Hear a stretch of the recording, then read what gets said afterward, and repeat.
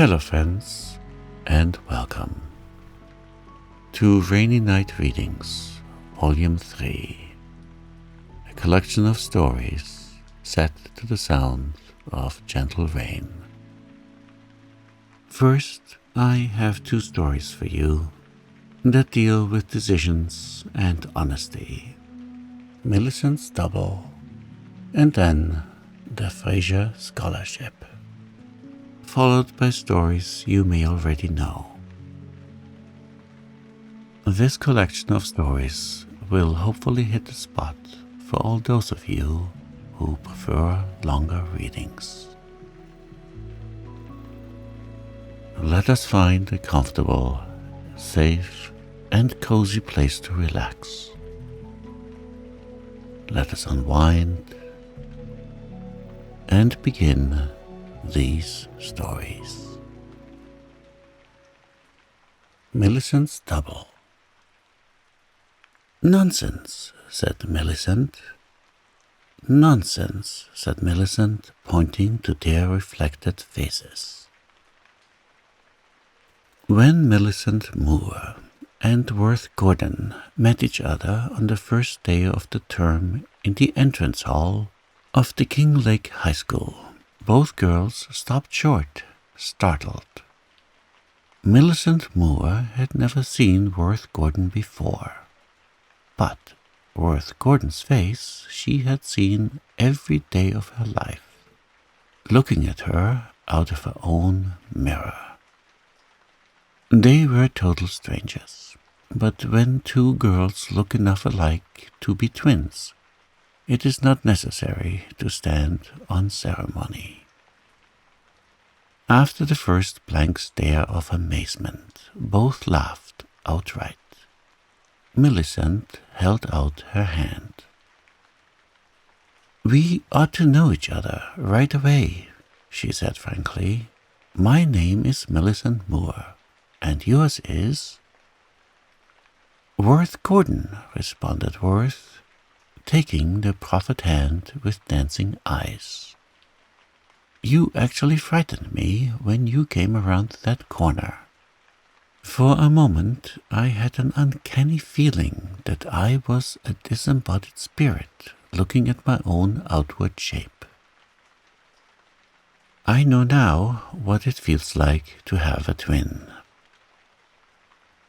"Isn't it odd that we should look so much alike?" said Millicent. "Do you suppose we can be any relation? I never heard of any relations named Gordon." Worth shook her head. "I'm quite sure we're not," she said. "I haven't any relatives except my father's stepsister, with whom I've lived ever since the death of my parents, when I was a baby." "Well, you'll really have to count me as a relative after this," laughed Millicent. "I'm sure a girl who looks as much like you as I do must be at least as much relation as a step-aunt." From that moment they were firm friends, and the friendship was still further cemented by the fact that Worth found it necessary to change her boarding house and became Millicent's roommate. Their odd likeness was the wonder of the school, and occasioned no end of amusing mistakes, for all the students found it hard to distinguish between them. Seen apart, it was impossible to tell which was which, except by their clothes and style of hairdressing. Seen together, there were, of course, many minor differences which served to distinguish them. Both girls were slight, with dark brown hair, blue eyes, and fair complexions, but Millicent had more color than Worth. Even in repose, Millicent's face expressed mirth and fun. When Worth was not laughing or talking, her face was rather serious. Worth's eyes were darker, and her nose in profile slightly more aquiline. But still, the resemblance between them was very striking. In disposition, they were also very similar. Both were merry, fun-loving girls, fond of larks and jokes. Millicent was the more heedless, but both were impulsive and too apt to do or say anything that came into their heads without counting the cost. One late October evening, Millicent came in, her cheeks crimson after her walk in the keen autumn air, and tossed 2 letters on the study table.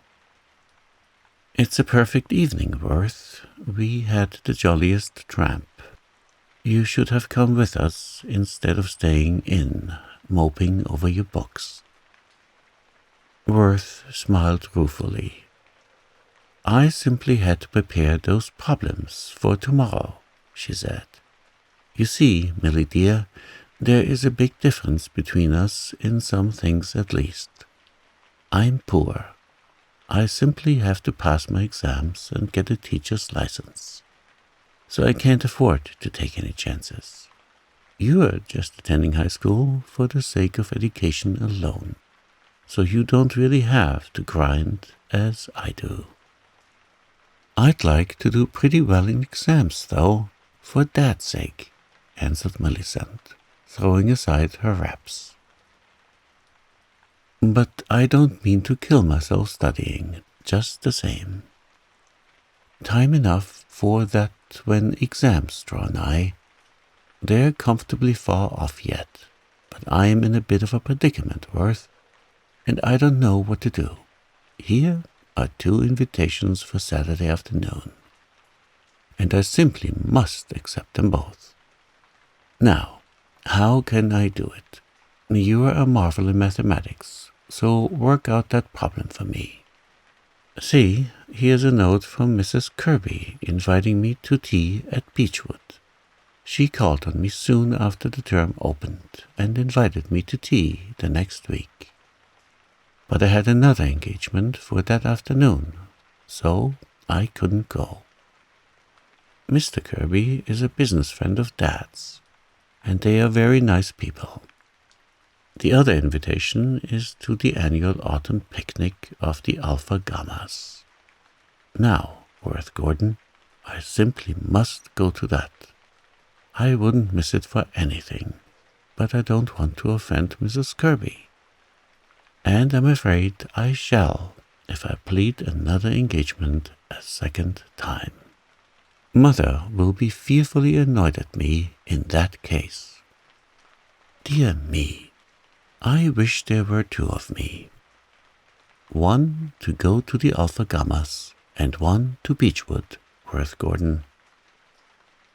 "What's the matter? There are 2 of me. What's the use of a double if not for a quandary like this? Worth, you must go to tea at Beechwood Saturday afternoon in my place. They'll think you are my very self. They'll never know the difference. Go and keep my place warm for me, there's a dear." "Impossible," cried Worth. "I'd never dare. They'd know there was something wrong." "They wouldn't. They couldn't. None of the Kirbys have ever seen me except Mrs. Kirby, and she only for a few minutes one evening at dusk. They don't know I have a double, and they can't possibly suspect. Do go, Worth. Why, it'll be a regular lark. The best little joke ever. And you'll oblige me immensely besides. Worthy, please." Worth did not consent all at once, but the idea rather appealed to her for its daring and excitement. It would be a lark. Just at that time, Worth did not see it in any other light. Besides, she wanted to oblige Millicent, who coaxed vehemently. Finally, Worth yielded and promised Millicent that she would go to Beechwood in her place. "You darling," said Millicent emphatically. flying to her table to write acceptances of both invitations. Saturday afternoon, Worth got ready to keep Millicent's engagement. "Suppose I'm found out and expelled from Beechwood in disgrace," she suggested laughingly, as she arranged her lace bertha before the class. "Nonsense," said Millicent, pointing to their reflected faces. "The Kirbys can never suspect. Why, if it weren't for the hair and the dresses, I'd hardly know myself which of those reflections belonged to which. What if they begin asking me about the welfare of the various members of your family?" "They wouldn't ask any but the most superficial questions. We're not intimate enough for anything else. I've coached you pretty thoroughly, and I think you'll get on all right." Worth's courage carried her successfully through the ordeal of arriving at Beechwood and meeting Mrs. Kirby. She was unsuspectingly accepted as Millicent Moore, and found her impersonation of that young lady not at all difficult. No dangerous subject of conversation was introduced, and nothing personal was said, until Mr. Kirby came in. He looked so scrutinizingly at Worth as he shook hands with her that the latter felt her heart beating very fast. Did he suspect? "Upon my word, Miss Moore," he said genially, "you gave me quite a start at first. You are very like what a half-sister of mine used to be when a girl long ago. Of course, the resemblance must be quite accidental." "Of course," said Worth, without any very clear sense of what she was saying. Her face was uncomfortably flushed, and she was glad when tea was announced. As nothing more of an embarrassing nature was said, Worth soon recovered her self-possession and was able to enter into the conversation. She liked the Kirbys. Still, under her enjoyment, she was conscious of a strange, disagreeable feeling that deepened as the evening wore on. It was not fear. She was not at all afraid of betraying herself now. It had even been easier than she had expected. Then, what was it? Suddenly, Worth flushed again. She knew now. It was shame. She was a guest in that house as an impostor. What she had done seemed no longer a mere joke. What would her host and hostess say if they knew? That they would never know made no difference. She herself could not forget it, and her realization of the baseness of the deception grew stronger under Mrs. Kirby's cordial kindness. Worth never forgot that evening. She compelled herself to chat as brightly as possible, but under it all was that miserable consciousness of falsehood, deepening every instant. She was thankful when the time came to leave. "You must come up often, Miss Moore," said Mrs. Kirby kindly. "Look upon Beechwood as a second home while you are in Kinglake.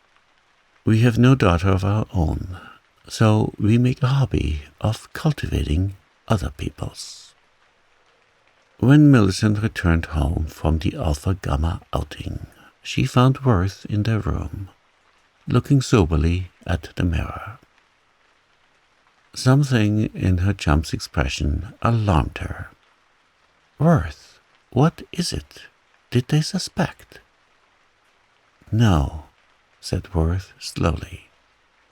"They never suspected. They think I am what I pretended to be, Millicent Moore. But, I wish I'd never gone to Beechwood, Millie. It wasn't right. It was mean and wrong. It was acting a lie. I can't tell you how ashamed I felt when I realized that. Nonsense, said Millicent, looking rather sober nevertheless. No harm was done. It's only a good joke, Worth. Yes, harm has been done. I've done harm to myself, for one thing. I've lost my self-respect. I don't blame you, Millie. It's all my own fault. I've done a dishonorable thing. Dishonorable. Millicent sighed. The Alpha-Gamma picnic was horribly slow, she said. I didn't enjoy myself a bit. I wish I had gone to Beechwood. I didn't think about its being a practical falsehood before. I suppose it was, and I've always prided myself on my strict truthfulness. It wasn't your fault, Worth. It was mine.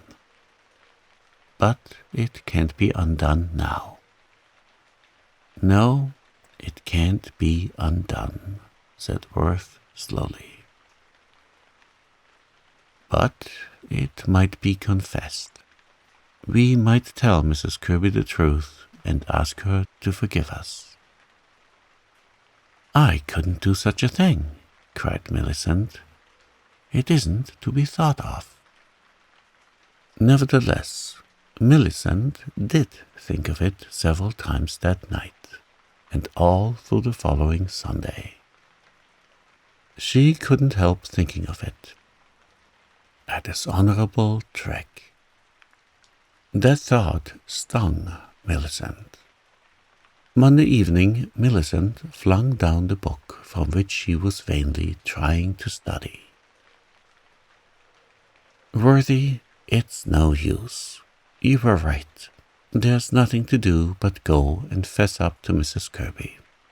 I can't respect Millicent Moore again until I do. I'm going right up now.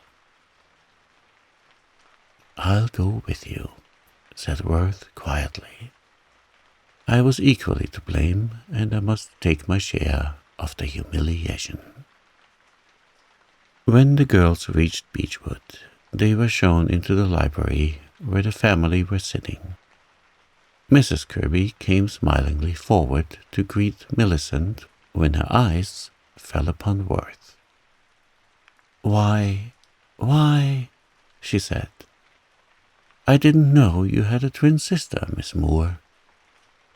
Neither I have, said Millicent, laughing nervously. This is my chum, Worth Gordon, but she is no relation whatever. At the mention of Worth's name, Mr. Kirby started slightly, but nobody noticed it. Millicent went on in a trembling voice. We've come up to confess something, Mrs. Kirby. I'm sure you'll think it dreadful, but we didn't mean any harm. We just didn't realize until afterwards. Then Millicent, with burning cheeks, told the whole story and asked to be forgiven. I too must apologize, said Worth, when Millicent had finished. Can you pardon me, Mrs. Kirby? Mrs. Kirby had listened in amazed silence, but now she laughed. Certainly, she said kindly. I don't suppose it was altogether right for you girls to play such a trick on anybody, but I can make allowances for schoolgirl pranks. I was a schoolgirl once myself, and far from a model one. You have atoned for your mistake by coming so frankly and confessing, and now we'll forget all about it. I think you have learned your lesson. Both of you must just sit down and spend the evening with us. Dear me, but you are bewilderingly alike. I've something I want to say, interposed Mr. Kirby suddenly. You say your name is Worth Gordon, he added, turning to Worth. may I ask what your mother's name was?" "Worth Mowbray," answered Worth wonderingly. "I was sure of it," said Mr. Kirby triumphantly, "when I heard Miss Moore mention your name. Your mother was my half-sister, and you are my niece." Everybody exclaimed, and for a few moments they all talked and questioned together. Then Mr. Kirby exclaimed fully, "I was born on a farm up country. My mother was a widow when she married my father, and she had one daughter, Worth Mowbray, 5 years older than myself. When I was 3 years old, my mother died. Worth went to live with our mother's only living relative, an aunt. My father and I removed to another section of the country. He too died soon after, and I was brought up with an uncle's family. My sister came to see me once when she was a girl of 17, and, as I remember her, very like you are now. I never saw her again, and eventually lost trace of her. Many years later, I endeavored to find out her whereabouts. Our aunt was dead, and the people in the village where she had lived informed me that my sister was also dead. She had married a man named Gordon and had gone away. Both she and her husband had died, and I was informed that they left no children, so I made no further inquiries. There is no doubt that you are her daughter. Well, well, this is a pleasant surprise, to find a little niece in this fashion." It was a pleasant surprise to Worth, too, who had thought herself all alone in the world, and had felt her loneliness keenly. They had a wonderful evening, talking and questioning and explaining.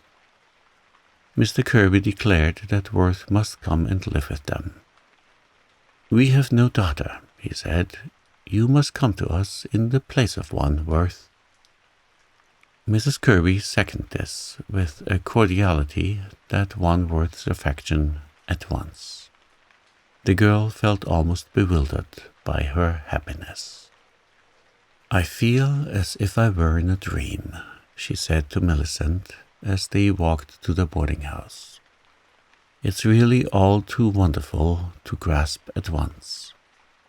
You don't know, Millie, how lonely I felt often under all my nonsense and fun. Aunt Delia was kind to me, but she was really no relation. She had a large family of her own, and I have always felt that she looked upon me as a rather inconvenient duty. But now I'm so happy." "I'm so glad for you, Worth," said Millicent warmly, "although your gain will certainly be my loss, for I shall miss my roommate terribly when she goes to live at Beechwood. Hasn't it all turned out strangely? If you had never gone to Beechwood in my place, this would never have happened. Say rather that if we hadn't gone to confess our fault, it would never have happened," said Worth gently. "I am very, very glad that I have found Uncle George, and such a loving welcome to his home. But I'm gladder still that I've got my self-respect back. I feel that I can look Worth Gordon in the face again. I've learned a wholesome lesson too," admitted Millicent. The Fraser Scholarship. Elliot Campbell came down the main staircase of Marwood College and found himself caught up with a whoop into a crowd of sophs who were struggling around the bulletin board. He was thumped on the back and shaken hands with amid a hurricane of shouts and congratulations. Good for you, Campbell. You've won the Fraser. See your little name tacked up there at the top of the list? Bracketed off all by itself for the winner. Elliot H. Campbell, 92%. A class yell for Campbell, boys. While the yell was being given, with a heartiness that might have endangered the roof, Elliot, with flushed face and sparkling eyes, pushed nearer to the important typewritten announcement on the bulletin board. Yes, he had won the Fraser Scholarship. His name headed the list of 7 competitors. Roger Brooks, who was at his side, read over the list aloud.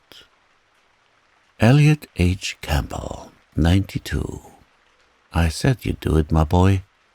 Edward Stone, 91. Old Ned ran you close, didn't he? But of course, with that name, hit no show. K. Milton, 88. Who'd have thought slow-going old K would have pulled up so well? Seddon Brown, 87. Oliver Field, 84. Arthur McIntyre, 82. A very respectable little trio. And Carl McLean, 70. Phew, what a drop. Just saved his distance. It was only his name took him in. Of course, he knew you weren't supposed to be strong in mathematics. Before Elliot could say anything, a professor emerged from the president's private room, bearing the report of a freshman examination, which he proceeded to post on the freshman bulletin board. And the rush of the students in that direction left Elliot and Roger free of the crowd. They seized the opportunity to escape. Elliot drew a long breath as they crossed the campus in the fresh April sunshine, where the buds were swelling on the fine old chestnuts and elms that surrounded Marwood's red brick walls. That has lifted a great weight off my mind, he said frankly. A good deal depended on my winning the Fraser. I couldn't have come back next year if I hadn't got it. That 400 will put me through the rest of my course. That's good, said Roger Brooks heartily.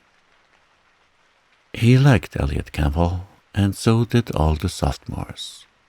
Yet none of them was all that intimate with him. He had no chums, as the older boys had.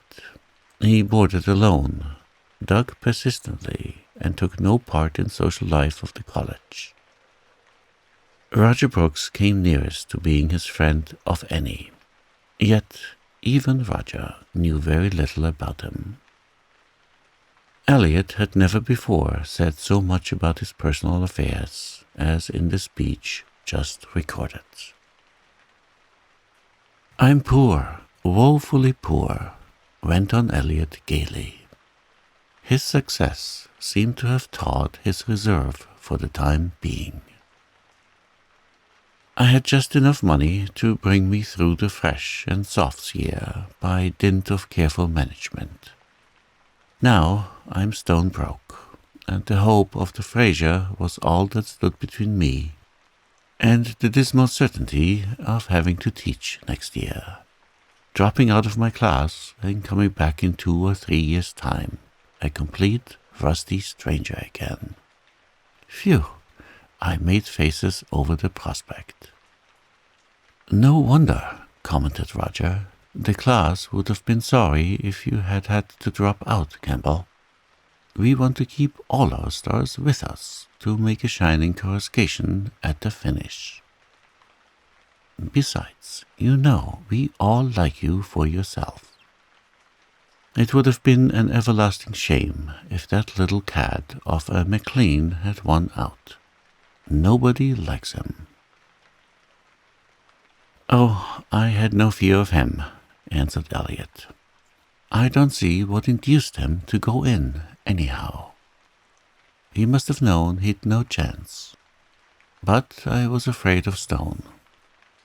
He's a born dabster at mathematics, you know, and I only hold my own in them by hard digging.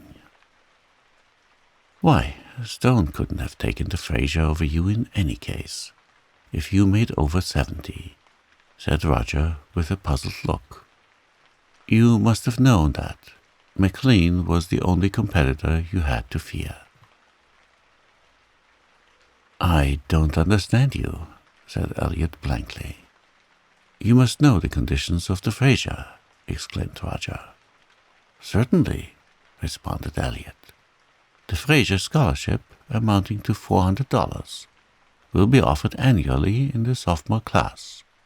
The competitors will be expected to take a special examination in mathematics, and the winner will be awarded $200 for 2 years, payable in 4 annual installments. The payment of any installment to be conditional on the winners attending the required classes for undergraduates and making satisfactory progress therein. Isn't that correct? So far as it goes, old man, you forget the most important part of all. Preference is to be given to the competitors of the name Fraser, Campbell, or McLean, provided that such competitor makes at least 70% in his examination. You don't mean to tell me you didn't know that? Are you joking? Demanded Elliot with a pale face. Not a joke. Why, man, it's in the calendar. I didn't know it, said Elliot slowly. I read the calendar announcement only once, and I certainly didn't notice that condition. Well, that's curious, but how on earth did you escape hearing it talked about? It's always discussed extensively among the boys, especially when there are 2 competitors of the favorite names, which doesn't often happen. I'm not a sociable fellow, said Elliot with a faint smile. You know they call me the Hermit. As it happened, I never talked the matter over with anyone or heard it referred to. I wish I had known this before. Why, what difference does it make? It's all right anyway. But it is odd to think that if your name hadn't been Campbell, the Fraser would have gone to McLean over the heads of Stone and all the rest. Their only hope was that you would both fall below 70. It's an absurd condition, but there it is in old Professor Fraser's will. He was rich and had no family, so he left a number of bequests to the college on ordinary conditions. I suppose he thought he might humor his whim in one. His widow is a dear old soul, and always makes a special pet of the boy who wins the Fraser. Well, here's my street. So long, Campbell.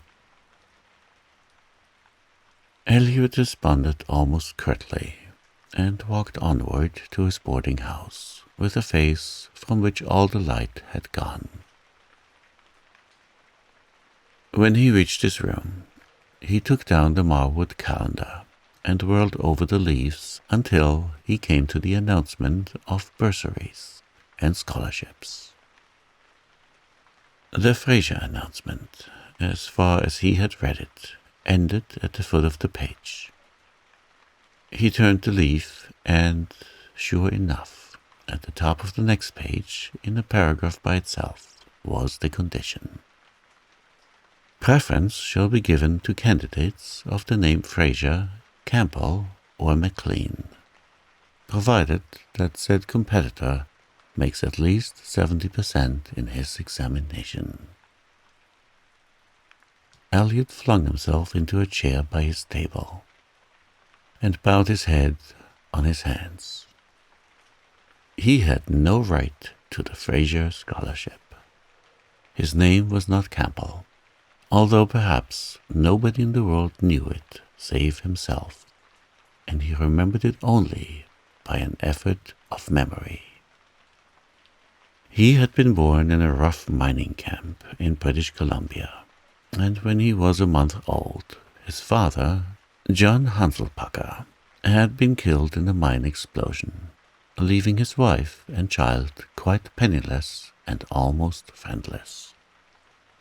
One of the miners, an honest, kindly Scotchman named Alexander Campbell, had befriended Mrs. Hanselpacker and her little son in many ways, and 2 years later she had married him. They returned to the native province of Nova Scotia and settled in a small country village. Here Elliot had grown up, bearing the name of the man who was a kind and loving father to him, and whom he loved as a father. His mother had died when he was 10 years old, and his stepfather when he was 15. On his deathbed, he asked Elliot to retain his name. "I've cared for you and loved you since the time you were born, lad," he said. "You seem like my own son, and I have a fancy to leave you my name. It's all I can leave you, for I'm a poor man. But it's an honest name, lad, and I've kept it free from stain. See that you do likewise, and you'll have your mother's blessing and mine." Elliot fought a hard battle that spring evening. "Hold your tongue and keep the Fraser," whispered the tempter. "Campbell is your name. You've borne it all your life. And the condition itself is a ridiculous one. No fairness about it. You made the highest marks, and you ought to be the winner. It isn't as if you were wronging Stone or any of the others who worked hard and made good marks. If you throw away what you've won by your own hard labor, the Fraser goes to McLean, who made only 70. Besides, you need the money, and he doesn't. His father is a rich man." "But I'll be a cheat and a cad if I keep it," Elliot muttered miserably. "Campbell isn't my legal name, and I'd never again feel as if I had even the right of love to it if I stained it by a dishonest act.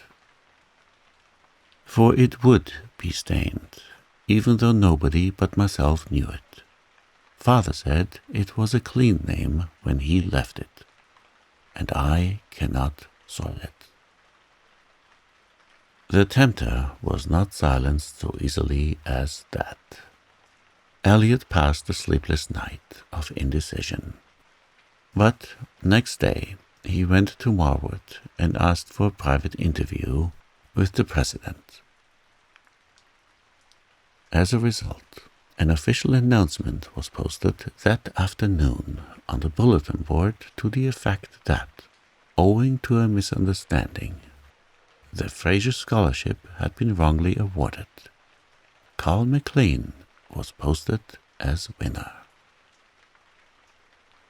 The story soon got around the campus, and Elliot found himself rather overwhelmed with sympathy, but he did not feel as if he were very much in need of it after all.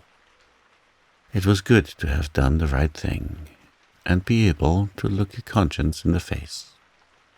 He was young and strong and could work his own way through Marwood in time. "No condolences, please," he said to Roger Brooks with a smile. "I'm sorry I lost the Fraser, of course, but I've my hands and brains left. I'm going straight to my boarding house to dig with double vim, for I've got to take an examination next week for a provisional school certificate. Next winter I'll be a flourishing pedagogue in some up-country district." He was not, however. The next afternoon he received a summons to the president's office. The president was there, and with him was a plump, motherly-looking woman of about 60. Mrs. Fraser, this is Elliot Hanselpacker, or Campbell, as I understand he prefers to be called. Elliot, I told your story to Mrs. Fraser last evening, and she was greatly interested when she heard your rather peculiar name. She will tell you why herself. I had a young half-sister once, said Mrs. Fraser eagerly. She married a man named John Hanselpacker, and went west, and somehow I lost all trace of her. There was, I regret to say, a coolness between us over her marriage. I disapproved of it because she married a very poor man. When I heard your name, it struck me that you might be her son, or at least know something about her. Her name was Mary Helen Rodney, and I loved her very dearly in spite of our foolish quarrel. There was a tremor in Mrs. Fraser's voice, and an answering one in Elliot's as he replied. Mary Helen Rodney was my dear mother's name, and my father was John Hanselpacker. Then you are my nephew, exclaimed Mrs. Fraser. I am your Aunt Alice. My boy, you don't know how much it means to a lonely old woman to have found you. I'm the happiest person in the world. She slipped her arm through Elliot's and turned to the sympathetic president with shining eyes. He is my boy forever, if he will be. Blessings on the Fraser Scholarship. Blessings rather on the manly boy who wouldn't keep it under false colors, said the president with a smile. I think you are fortunate in your nephew, Mrs. Fraser. So, Elliot Hanselpacker Campbell came back to Marwood the next year after all. An Adventure on Island Rock. Who was the man I saw talking to you in the hayfield? Asked Aunt Kate, as Uncle Richard came to dinner. Bob Marks, said Uncle Richard briefly. I've sold Laddie to him. Ernest Hughes, the 12-year-old orphan boy, whom Uncle boarded and kept for the chores he did, suddenly stopped eating. Oh, Mr. Lawson, you're not going to sell Laddie, he cried chokily. Uncle Richard stared at him. Never before, in the 5 years that Ernest had lived with him, had the quiet little fellow spoken without being spoken to, much less ventured to protest against anything Uncle Richard might do. Certainly I am, answered the latter curtly. Bob offered me $20 for the dog, and he's coming after him next week. Oh, Mr. Lawson, said Ernest, rising to his feet, his small, freckled face crimson. Oh, don't sell Laddie. Please, Mr. Lawson, don't sell him. What nonsense is this? Said Uncle Richard sharply. He was a man who brooked no opposition from anybody, and who never changed his mind when it was once made up. Don't sell Laddie, pleaded Ernest miserably. He is the only friend I've got. I can't live if Laddie goes away. Oh, don't sell him, Mr. Lawson. Sit down and hold your tongue, said Uncle Richard sternly. The dog is mine, and I shall do with him as I think fit. He is sold, and that is all there is about it. Go on with your dinner. But Ernest, for the first time, did not obey. He snatched his cap from the back of his chair, dashed it down over his eyes, and ran from the kitchen with a sob, choking his breath. Uncle Richard looked angry, but Aunt Kate hastened to soothe him. "Don't be vexed with the boy, Richard," she said. "You know he is very fond of Laddie. He's had to do with him ever since he was a pup, and no doubt he feels badly at the thought of losing him. I'm rather sorry myself that you have sold the dog. But he is sold, and there's an end of it. I don't say but that the dog is a good dog, but he is of no use to us, and $20 will come in mighty handy just now. He's worth that to Bob, for he is a good watchdog, so we've both made a fair bargain." Nothing more was said about Ernest or Laddie. I had taken no part in the discussion, for I felt no great interest in the matter. Laddie was a nice dog. Ernest was a quiet, inoffensive little fellow, 5 years younger than myself. That was all I thought about either of them. I was spending my vacation at Uncle Richard's farm on the Nova Scotia Bay off Fundy Shore.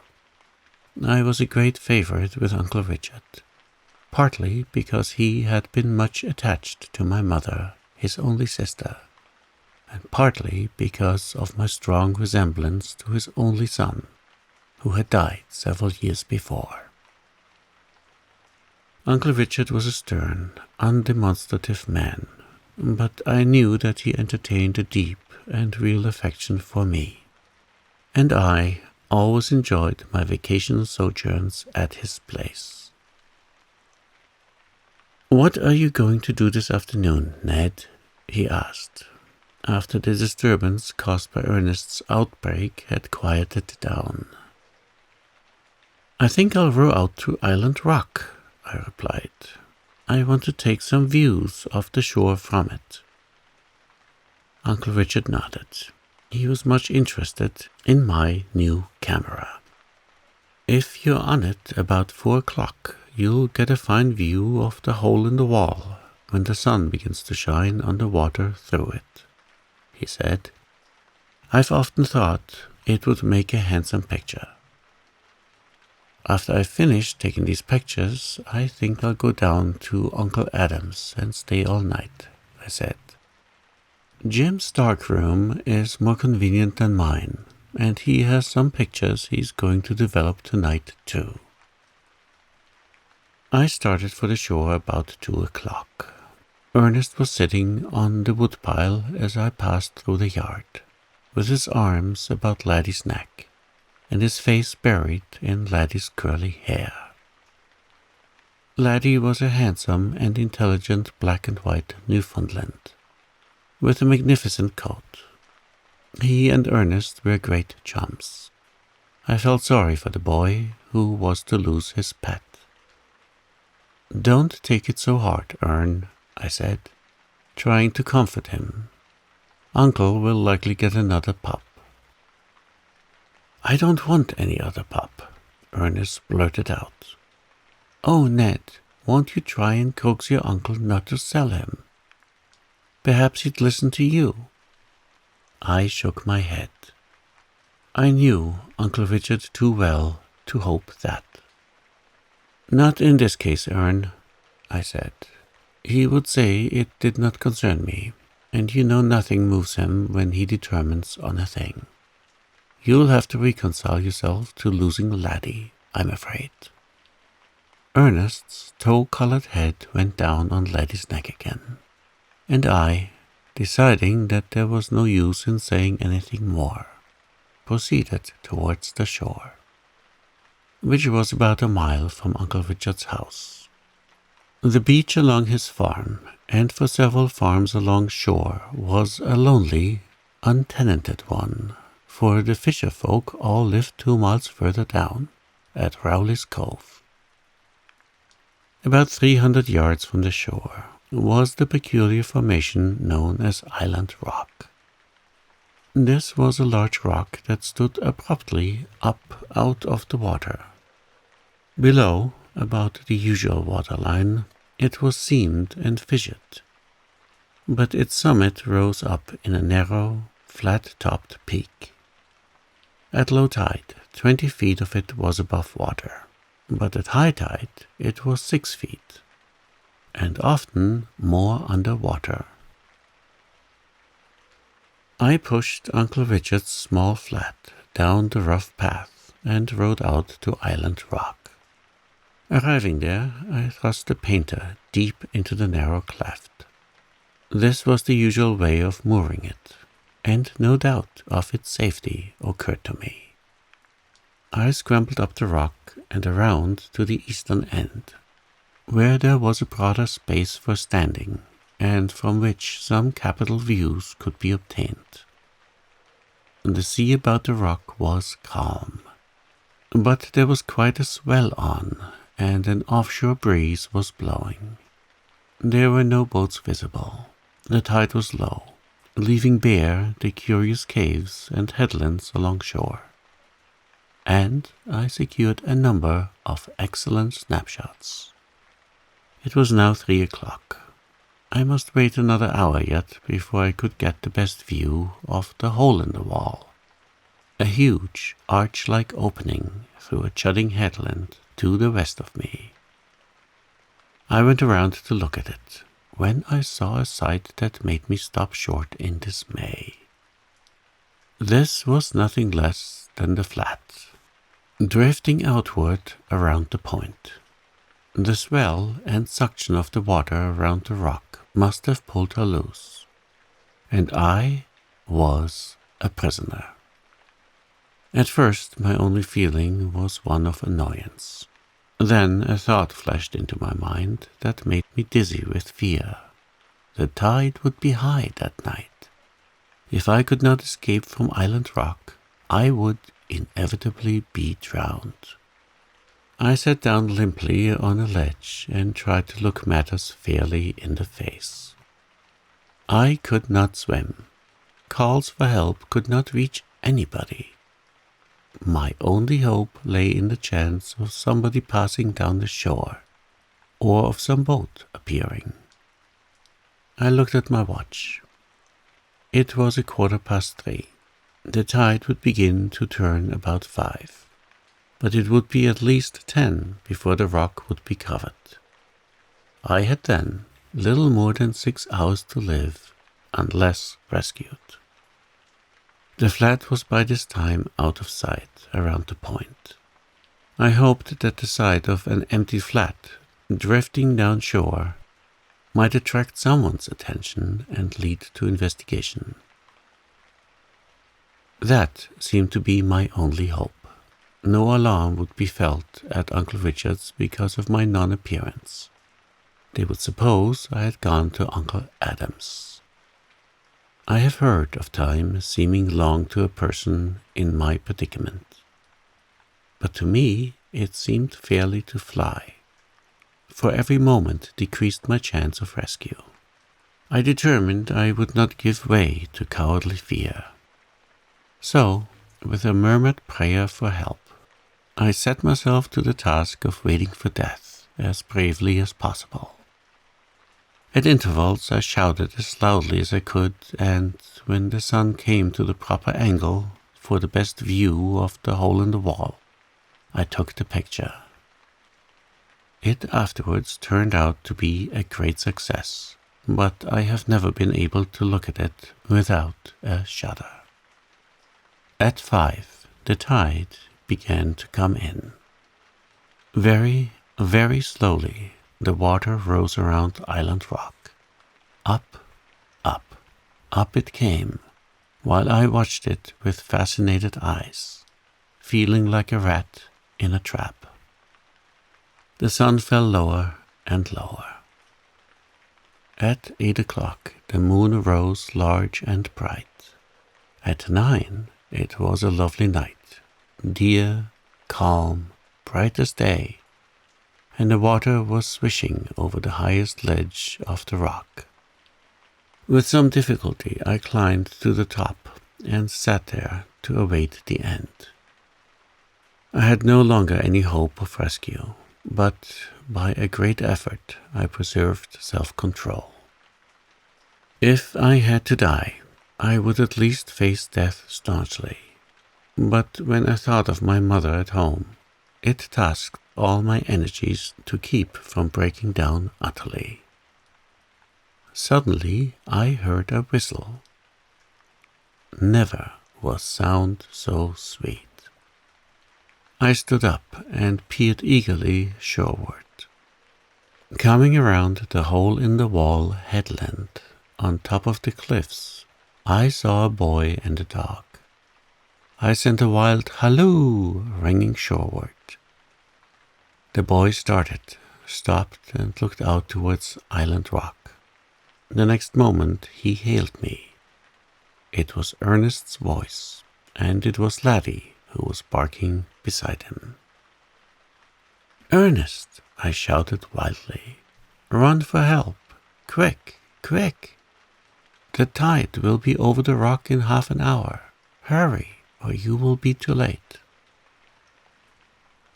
Instead of starting off at full speed, as I expected him to do, Ernest stood still for a moment, and then began to pick his steps down a narrow path over the cliff, followed by Laddie. "Ernest!" I shouted frantically. "What are you doing? Why don't you go for help?" Ernest had by this time reached a narrow ledge of rock just above the waterline. I noticed that he was carrying something over his arm. "It will take too long," he shouted.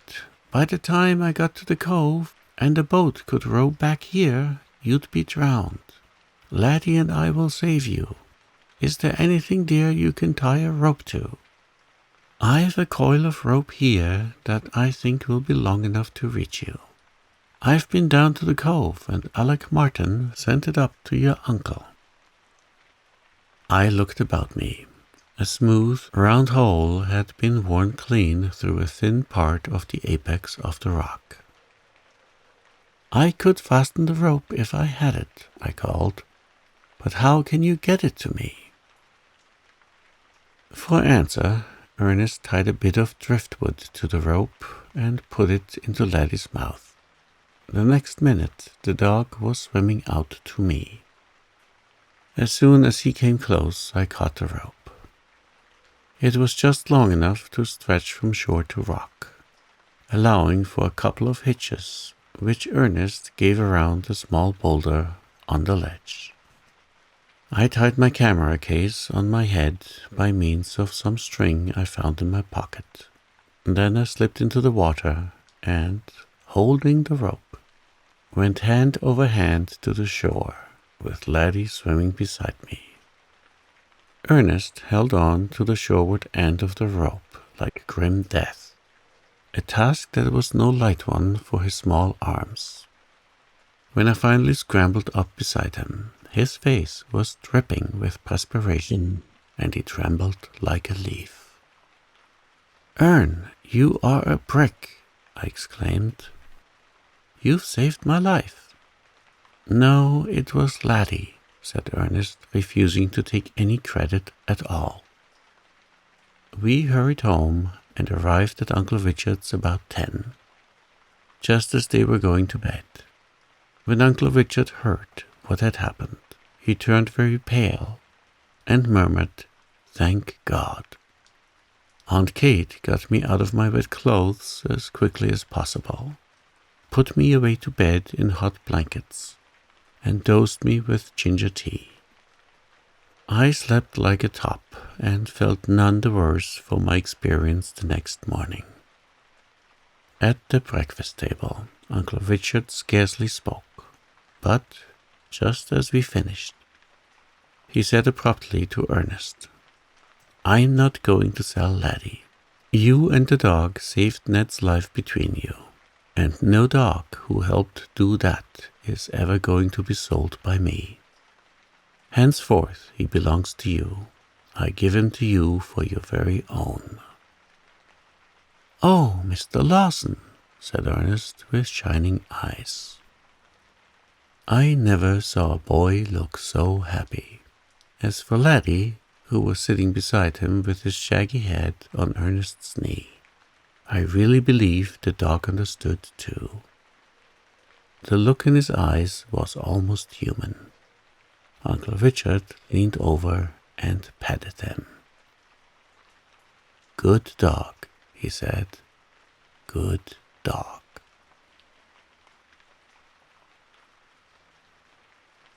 At 5 o'clock in the morning. Fate, in the guise of Mrs. Emery, dropping a milk can on the platform under his open window, awakened Murray that morning. Had not Mrs. Emery dropped that can, he would have slumbered peacefully until his usual hour for rising. A late one, be it admitted. For all the boarders at Sweetbriar Cottage, Murray was the most irregular in his habits. When a young man, Mrs. Emery was wont to remark sagely and a trifle severely, prowls about that pond half of the night, a chasing of things what he calls moonlight effects, it ain't to be wondered at that he's sleeping in the morning. And it ain't the convenientest thing, nuther and noways, to keep the breakfast table set till the farm folks are thinking of dinner. But them artist men are not like other people, say what you will, and allowance has to be made for them. And I must say that I likes him real well, and approves of him every other way. If Murray had slept late that morning, well, he shuddered yet over that if. But aforesaid fate saw to it that he woke when the hour of destiny and the milk can struck, and having awakened he found he could not go to sleep again. It suddenly occurred to him that he had never seen a sunrise on the pond. Doubtless it would be very lovely down there in those dewy meadows at such a primitive hour. He decided to get up and see what the world looked like in the young daylight. He scowled at a letter lying on his dressing table and thrust it into his pocket that it might be out of sight. He had written it the night before, and the writing of it was going to cost him several things, a prospective million among others. So it is hardly to be wondered at if the sight of it did not reconcile him to the joys of early rising. "Your life and heart," exclaimed Mrs. Emery, pausing in the act of scalding a milk can, when Mary emerged from a side door. "What on earth is the matter, Mr. Murray? You ain't sick now, surely?" "I told you them pond fogs was p'ison of the night.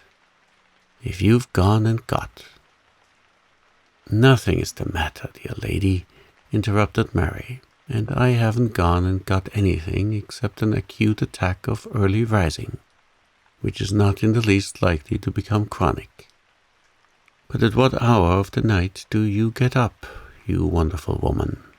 Or rather, do you ever go to bed at all? Here's the sun only beginning to rise, and positively yes, you have all your cows milked." Mrs. Emery purred with delight. "Folks as has 14 cows to milk has to rise bedtimes," she answered with proud humility. "Laws, I don't complain. I've lots of help with the milking.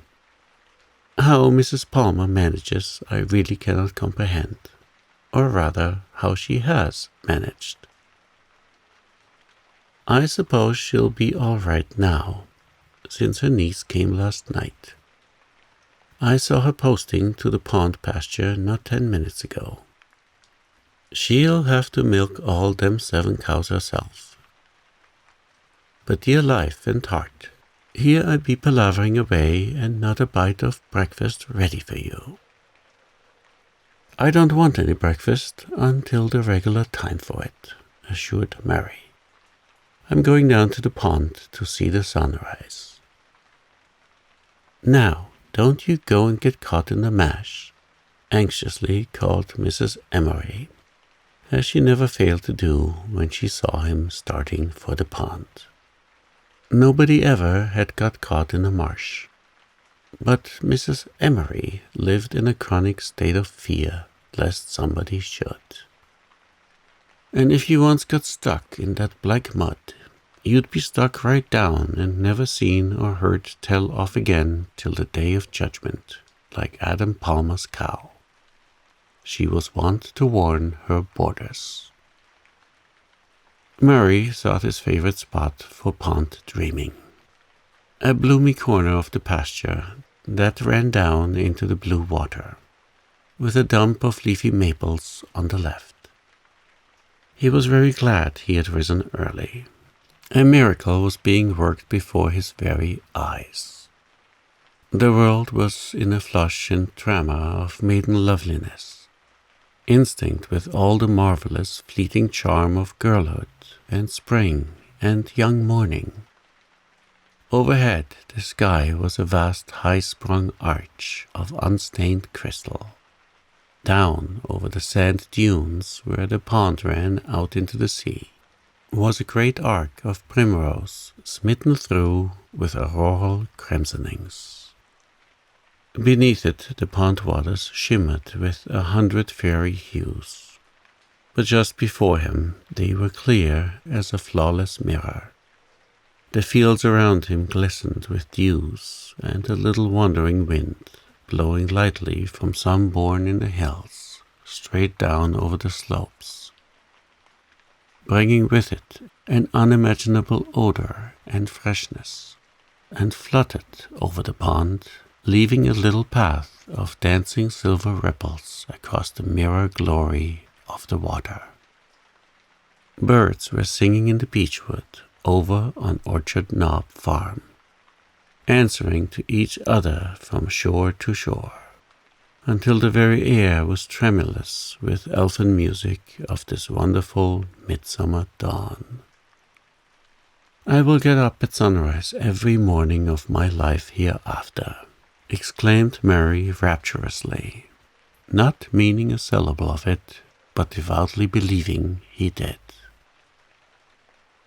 Just as the fiery disk of the sun peered over the sand dunes, Mary heard music that was not of the birds. It was a girl's voice singing beyond the maples to his left, a clear, sweet voice, blithely thrilling out the old-fashioned song, 5 o'clock in the morning. Mrs. Palmer's niece! Murray sprang to his feet and tiptoed cautiously through the maples. He had heard so much from Mrs. Palmer about her niece that he felt reasonably well acquainted with her. Moreover, Mrs. Palmer had assured him that Molly was a very pretty girl. Now, a pretty girl milking cows at sunrise, in the meadows, sounded well. Mrs. Palmer had not overrated her niece's beauty. Murray said so to himself with a little whistle of amazement as he leaned unseen on the pasture fence and looked at the girl who was milking a placid Jersey less than 10 yards away from him. Murray's artistic instinct responded to the whole scene with a thrill of satisfaction.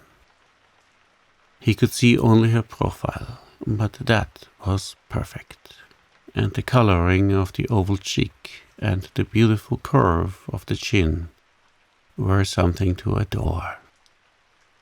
Her hair, ruffled into lovable little ringlets by the morning wind, was coiled in glistening chestnut masses high on her bare head, and her arms, bare to the elbow, were as white as marble. Presently she began to sing again, and this time Mary joined in. She half rose from the milking stool and cast a startled glance at the maples. Then she dropped back again and began to milk determinedly, but Mary could have sworn that he saw a demure smile hovering about her lips.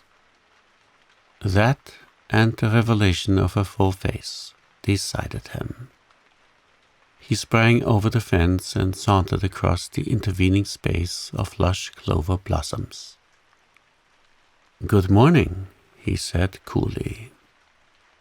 He had forgotten her other name, and it did not matter. At 5 o'clock in the morning, people who meet in dewy clover fields might disregard the conventionalities. "Isn't it rather a large contract for you to be milking 7 cows all alone? May I help you?" Molly looked up at him over her shoulder. She had glorious grey eyes. Her face was serene and undisturbed. "Can you milk?" she asked. "Unlikely as it may seem, I can," said Mary. "I have never confessed it to Mrs. Emery, because I was afraid she would inveigle me into milking her 14 cows. But I don't mind helping you. I learned to milk when I was a shaver on my vacations at a grandfatherly farm. May I have that extra pail?" Mary captured a milking stool and rounded up another jersey. Before sitting down, he seemed struck with an idea. "My name is Arnold Murray. I board at Sweetbriar Cottage. Next farm to Orchard Knob. That makes us near neighbors." "I suppose it does," said Molly. Murray mentally decided that her voice was the sweetest he had ever heard. He was glad he had arranged his cow at such an angle that he could study her profile. It was amazing that Mrs. Palmer's niece should have such a profile. It looked as if centuries of fine breeding were responsible for it. "What a morning," he said enthusiastically. "It harks back to the days when Earth was young. They must have had just such mornings as this in Eden." "Do you always get up so early?" asked Molly practically. "Always," said Mary with a blush. Then, "But no, that is a fib, and I cannot tell fibs to you. The truth is you attribute. I never get up early. It was fate that roused me and brought me here this morning. The morning is a miracle, and you, I might suppose you were born of the sunrise, if Mrs. Palmer hadn't told me all about you." "What did she tell you about me?" asked Molly, changing cows. Mary discovered that she was tall and that the big blue print apron shrouded a singularly graceful figure.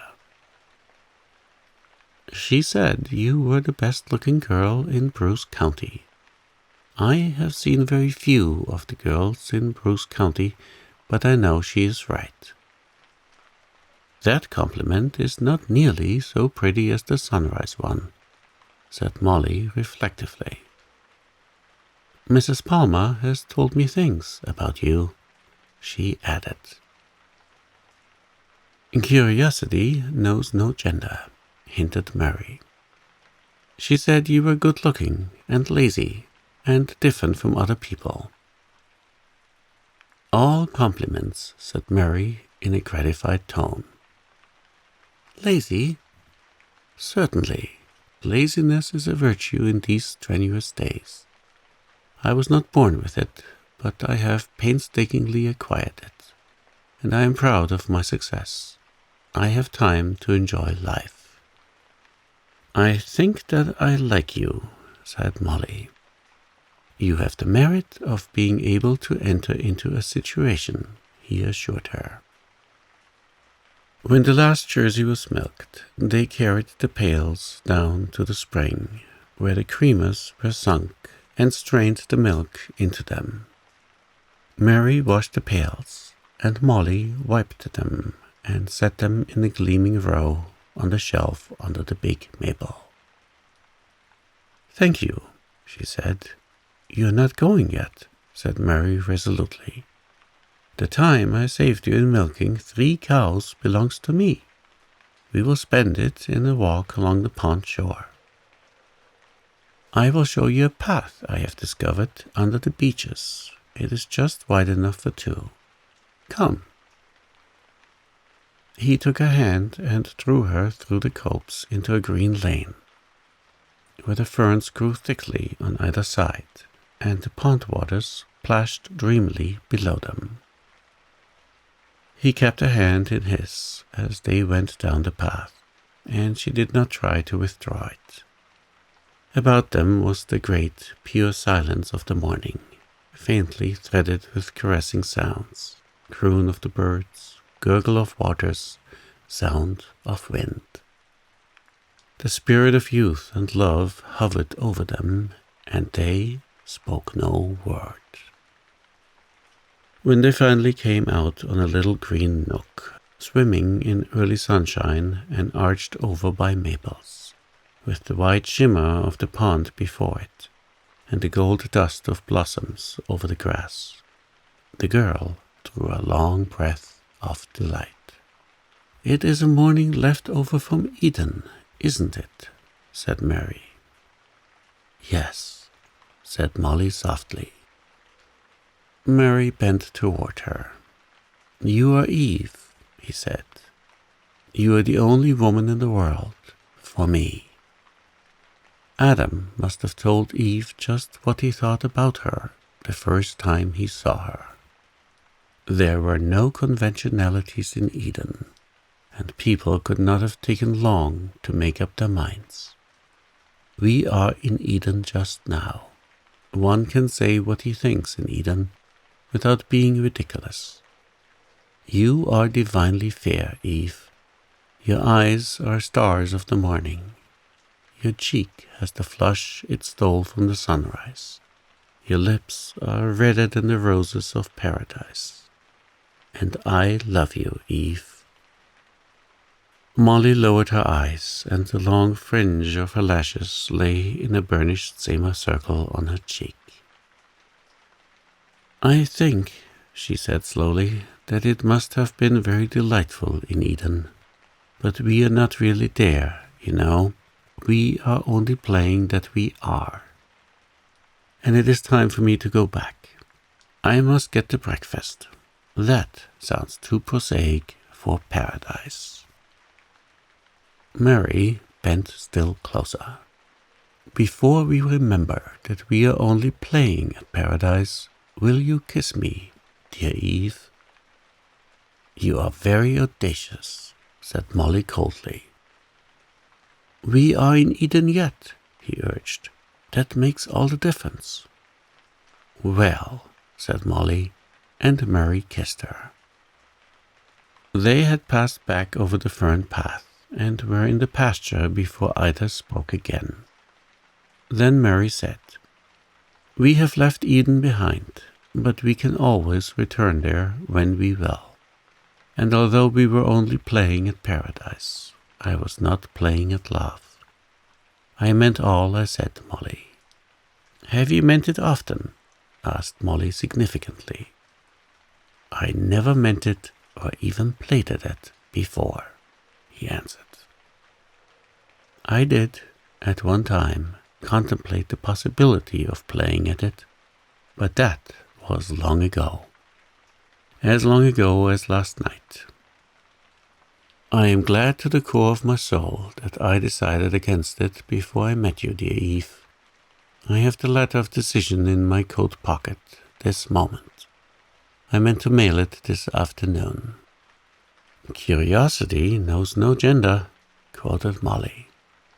"Then, to satisfy your curiosity, I must bore you with some personal history.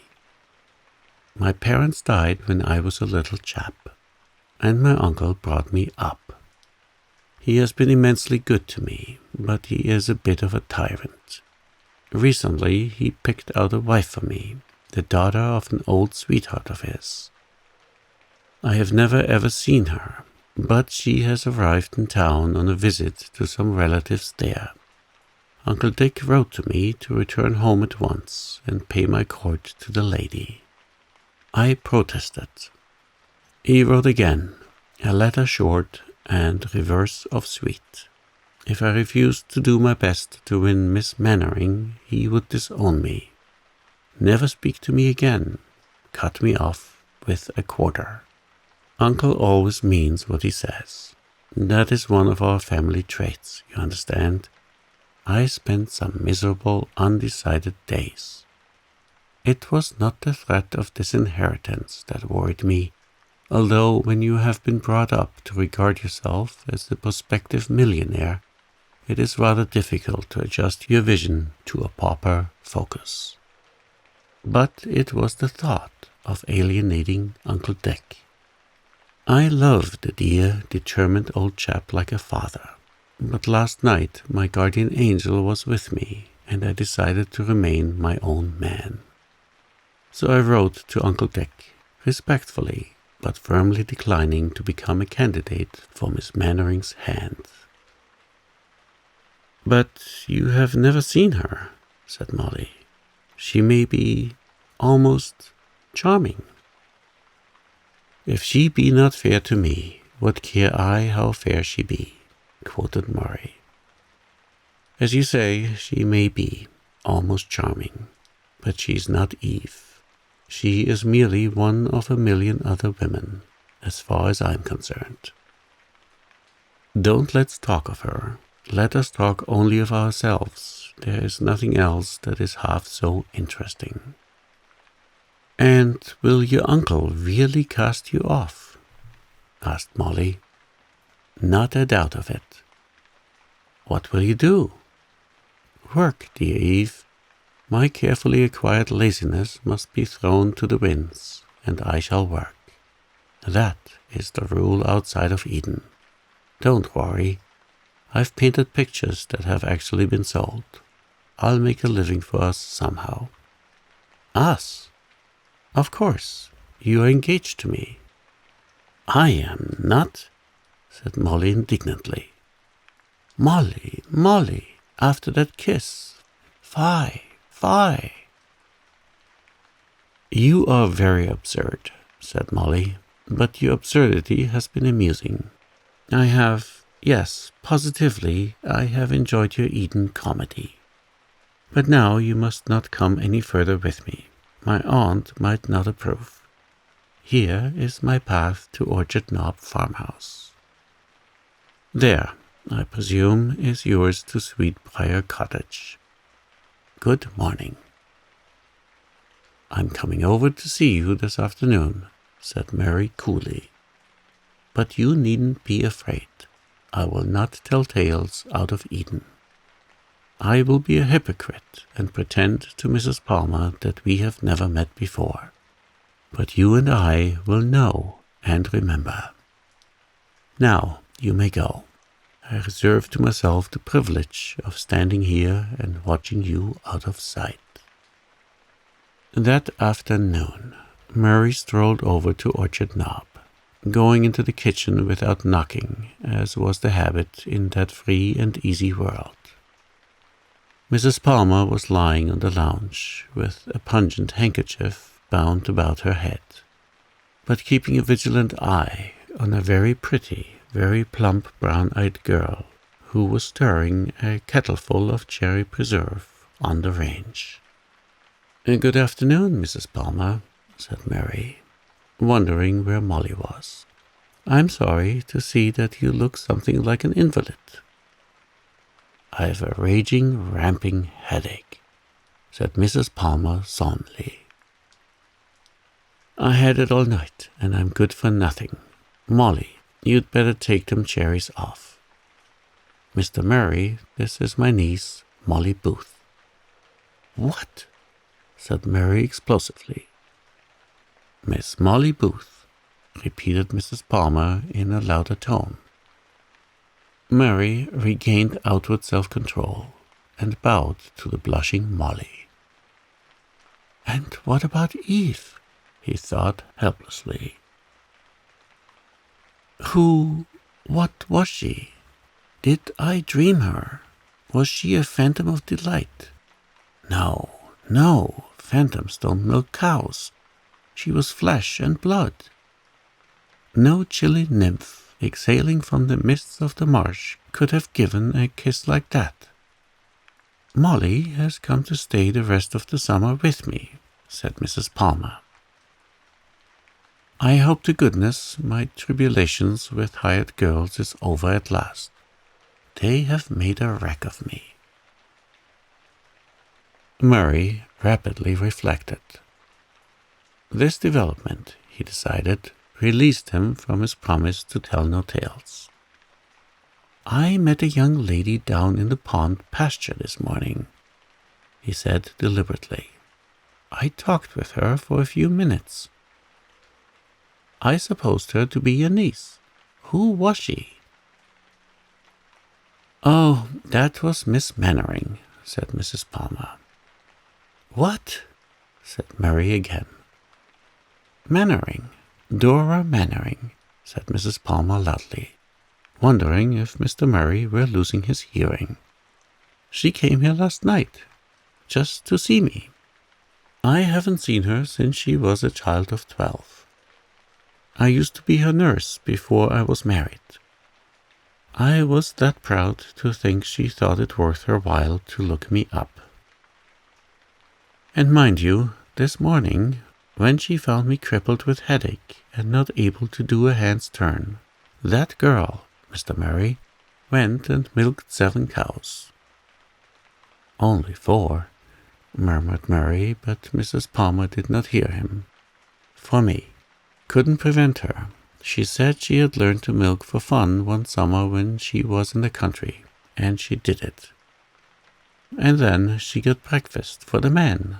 Molly didn't come till the 10 o'clock train. Miss Mannering is as capable as if she had been Riz on a farm.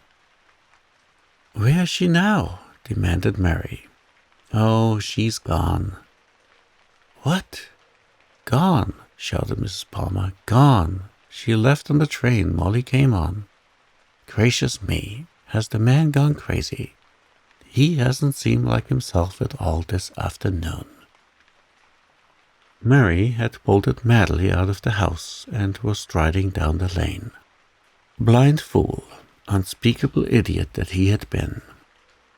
To take her for Mrs. Palmer's niece, that peerless creature with the calm acceptance of any situation, which marked the woman of the world, with the fine appreciation and quickness of repartee that spoke of generations of culture, to imagine that she could be Molly Booth. He had been blind, besottenly blind, and now he had lost her. She would never forgive him. She had gone without a word or sign. As he reached the last curve of the lane, where it looped about the apple trees, a plump figure came flying down the orchard slopes. Mr. Murray! Mr. Murray! Molly Booth called breathlessly. Will you please come here just a minute? Murray crossed over to the paling rather grumpily. He did not want to talk with Molly Booth just then. Confound it! What did the girl want? Why was she looking so mysterious? Molly produced a little square grey envelope from some feminine hiding place and handed it over the paling. She gave me this at the station. Miss Mannering did, she gasped, and asked me to give it to you without letting Aunt Emily Jane see. I couldn't get a chance when you was in, but as soon as you went I slipped out by the porch door and followed you. You went so fast, I nearly died trying to head you off. You dear little soul, said Mary, suddenly radiant. It is too bad you have had to put yourself so out of breath on my account. But I'm immensely obliged to you. The next time your young man wants a trusty private messenger, just refer him to me. Get away with you, giggled Molly. I must hurry back, for Aunt Emily Jane gets wind I'm gone. I hope there's good news in your girl's letter. My, but didn't you look flat when Aunt said she'd went? Mary beamed at her idiotically. When she had vanished among the trees, he opened his letter. "Dear Mr. Mary," it ran, "your unblushing audacity of the morning deserves some punishment. I hereby punish you by prompting departure from Orchard Knob. Yet I do not dislike audacity, at some times, in some places, in some people. It is only from a sense of duty that I punish it in this case. And it was really pleasant in Eden. If you do not mail that letter, and if you still persist in that very absurd interpretation of the meaning of Eve's kiss, we may meet again in town. Until then, I remain, very sincerely yours, Dora Lynn Mannering." Mary kissed the grey letter and put it tenderly away in his pocket. Then he took his letter to his uncle and tore it into tiny fragments.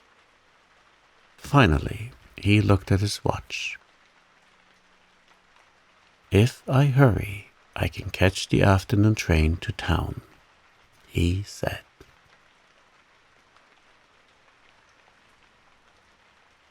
Between the hill and the valley. It was one of the moist, pleasantly odorous nights of early spring.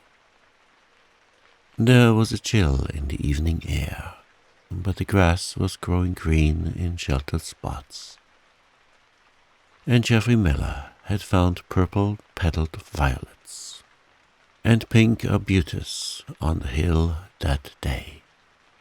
Across a valley filled with beech and fir, there was a sunset afterglow, creamy yellow and pale red, with a new moon swung above it. It was a night for a man to walk alone and dream of his love, which was, perhaps, why Geoffrey Miller came so loiteringly across the springy hill pasture, with his hands full of the May flowers. He was a tall, broad-shouldered man of 40, and looking no younger, with dark grey eyes and a tanned, clean-cut face, clean-shaven, save for a drooping moustache. Geoffrey Miller was considered a handsome man, and Bayside people had periodical fits of wondering why he had never married. They pitied him for the lonely life he must lead, alone there at the Valley Farm, with only a deaf old housekeeper as a companion, for it did not occur to the Bayside people in general that a couple of shaggy dogs could be called companions, and they did not know that books make very excellent comrades for people who know how to treat them. One of Geoffrey's dogs was with him now, the oldest one, with white breast and paws and a tawny coat. He was so old that he was half blind and rather deaf, but, with one exception, he was the dearest of living creatures to Geoffrey Miller, for Sarah Stewart had given him the sprawly, chubby little pup years ago. They came down the hill together. A group of men were standing on the bridge in the hollow, discussing Colonel Stewart's funeral of the day before. Geoffrey caught Sarah's name and paused on the outskirts of the group to listen. Sometimes he thought that if he were lying dead under 6 feet of turf and Sarah Stewart's name were pronounced above him, his heart would give a bound of life. "Yes, the old Colonel's gone at last," Christopher Jackson was saying. "He took his time dying, that's certain. But must be a kind of relief for Sarah. She had to wait on him hand and foot for years. But no doubt she'll feel pretty lonesome. Wonder what she'll do. Is there any particular reason for her to do anything?" asked Alec Churchill. Well, she'll have to leave Pinehurst. The estate's entailed and goes to her cousin, Charles Stewart. There were exclamations of surprise from the other men on hearing this. Geoffrey drew nearer, absently patting his dog's head. He had not known it either. "Oh, yes," said Christopher, enjoying all the importance of exclusive information. "I thought everybody knew that. Pinehurst goes to the oldest male heir. The old colonel felt it keen that he hadn't a son. Of course, there's plenty of money, and Sarah'll get that. But I guess she'll feel pretty bad at leaving her old home. Sarah ain't as young as she used to be neither. Let me see. She must be 38. Well, she's left pretty lonesome. Maybe she'll stay on at Pinehurst," said Job Crow. "It'd be only right for her cousin to give her a home there." Christopher shook his head. "No, I understand they're not on very good terms. Sarah don't like Charles Stewart or his wife. And I don't blame her. She won't stay there, not likely. Probably she'll go and live in town. Strange she never married. She was reckoned handsome, and had plenty of beaux at one time." Geoffrey swung out of the group and started homeward with his dog. To stand by and hear Sarah Stewart discussed after this fashion was more than he could endure.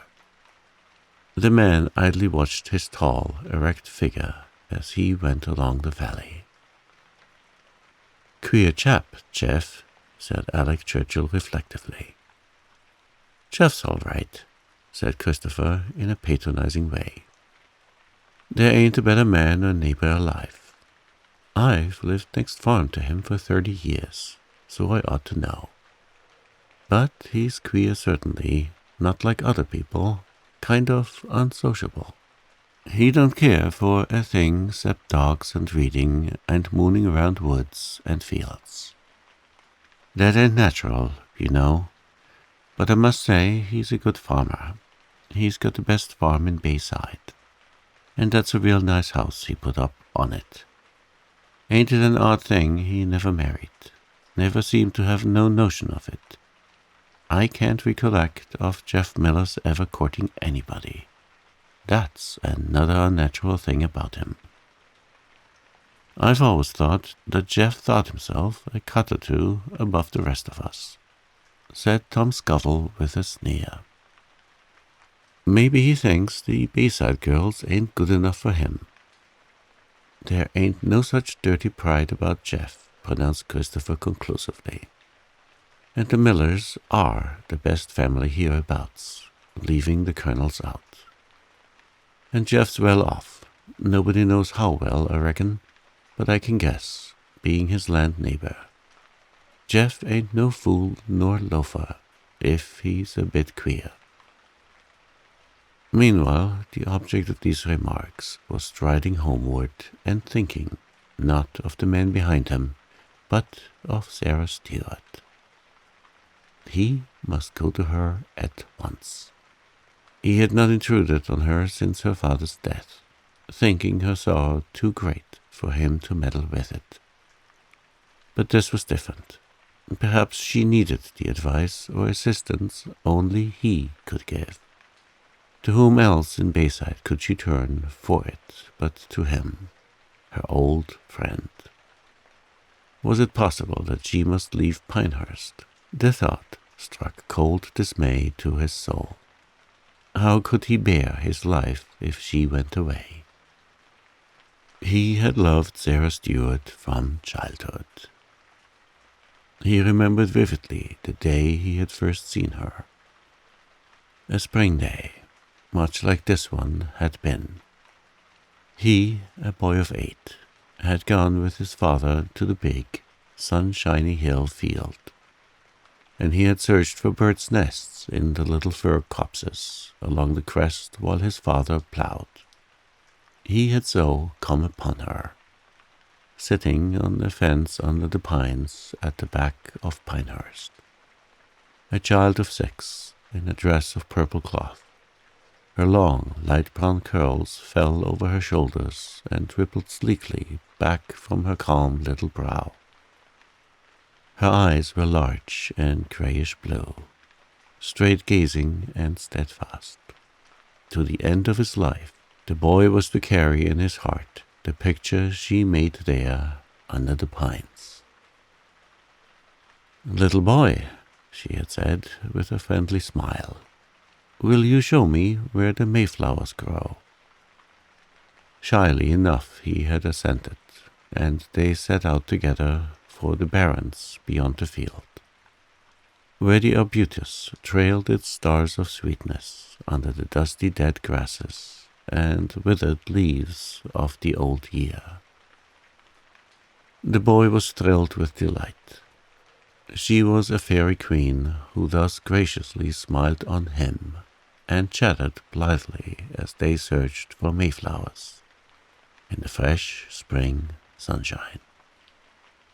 He thought it a wonderful thing that it had so chanced. It overjoyed him to give the choicest dusters he found into her slim, waxen little fingers, and watch her eyes grow round with pleasure in them. When the sun began to lower over the beeches, she had gone home with her arms full of arbutus. But she had turned at the edge of the pineland and waved her hand at him. That night, when he told his mother of the little girl he had met on the hill, she had hoped anxiously that he had been very polite. For the little girl was a daughter of Colonel Stuart, newly come to Pinehurst. Geoffrey, reflecting, had not been certain that he had been polite. "But I am sure she liked me," he said gravely. A few days later, a message came from Mrs. Stuart on the hill to Mrs. Miller in the valley. Would she let her little boy go up now and then to play with Sarah? Sarah was very lonely because she had no playmates. So Jeff, overjoyed, had gone to his divinity's very home, where the two children played together many a day. All through their childhood they had been fast friends. Sarah's parents placed no bar to their intimacy. They had soon concluded that little Jeff Miller was a very good playmate for Sarah. He was gentle, well-behaved, and manly. Sarah never went to the district school which Jeff attended. She had her governess at home. With no other boy or girl in Bayside did she form any friendship. But her loyalty to Jeff never wavered. As for Jeff, he worshipped her and would have done anything she commanded. He belonged to her from the day they had hunted arbutus on the hill. When Sarah was 15, she had gone away to school. Jeff had missed her sorely. For 4 years he saw her only in the summers, and each year she had seemed taller, statelier, further from him. When she graduated, her father took her abroad for 2 years. Then she came home, a lovely, high-bred girl, dimpling on the threshold of womanhood. And Geoffrey Miller was face to face with 2 bitter facts.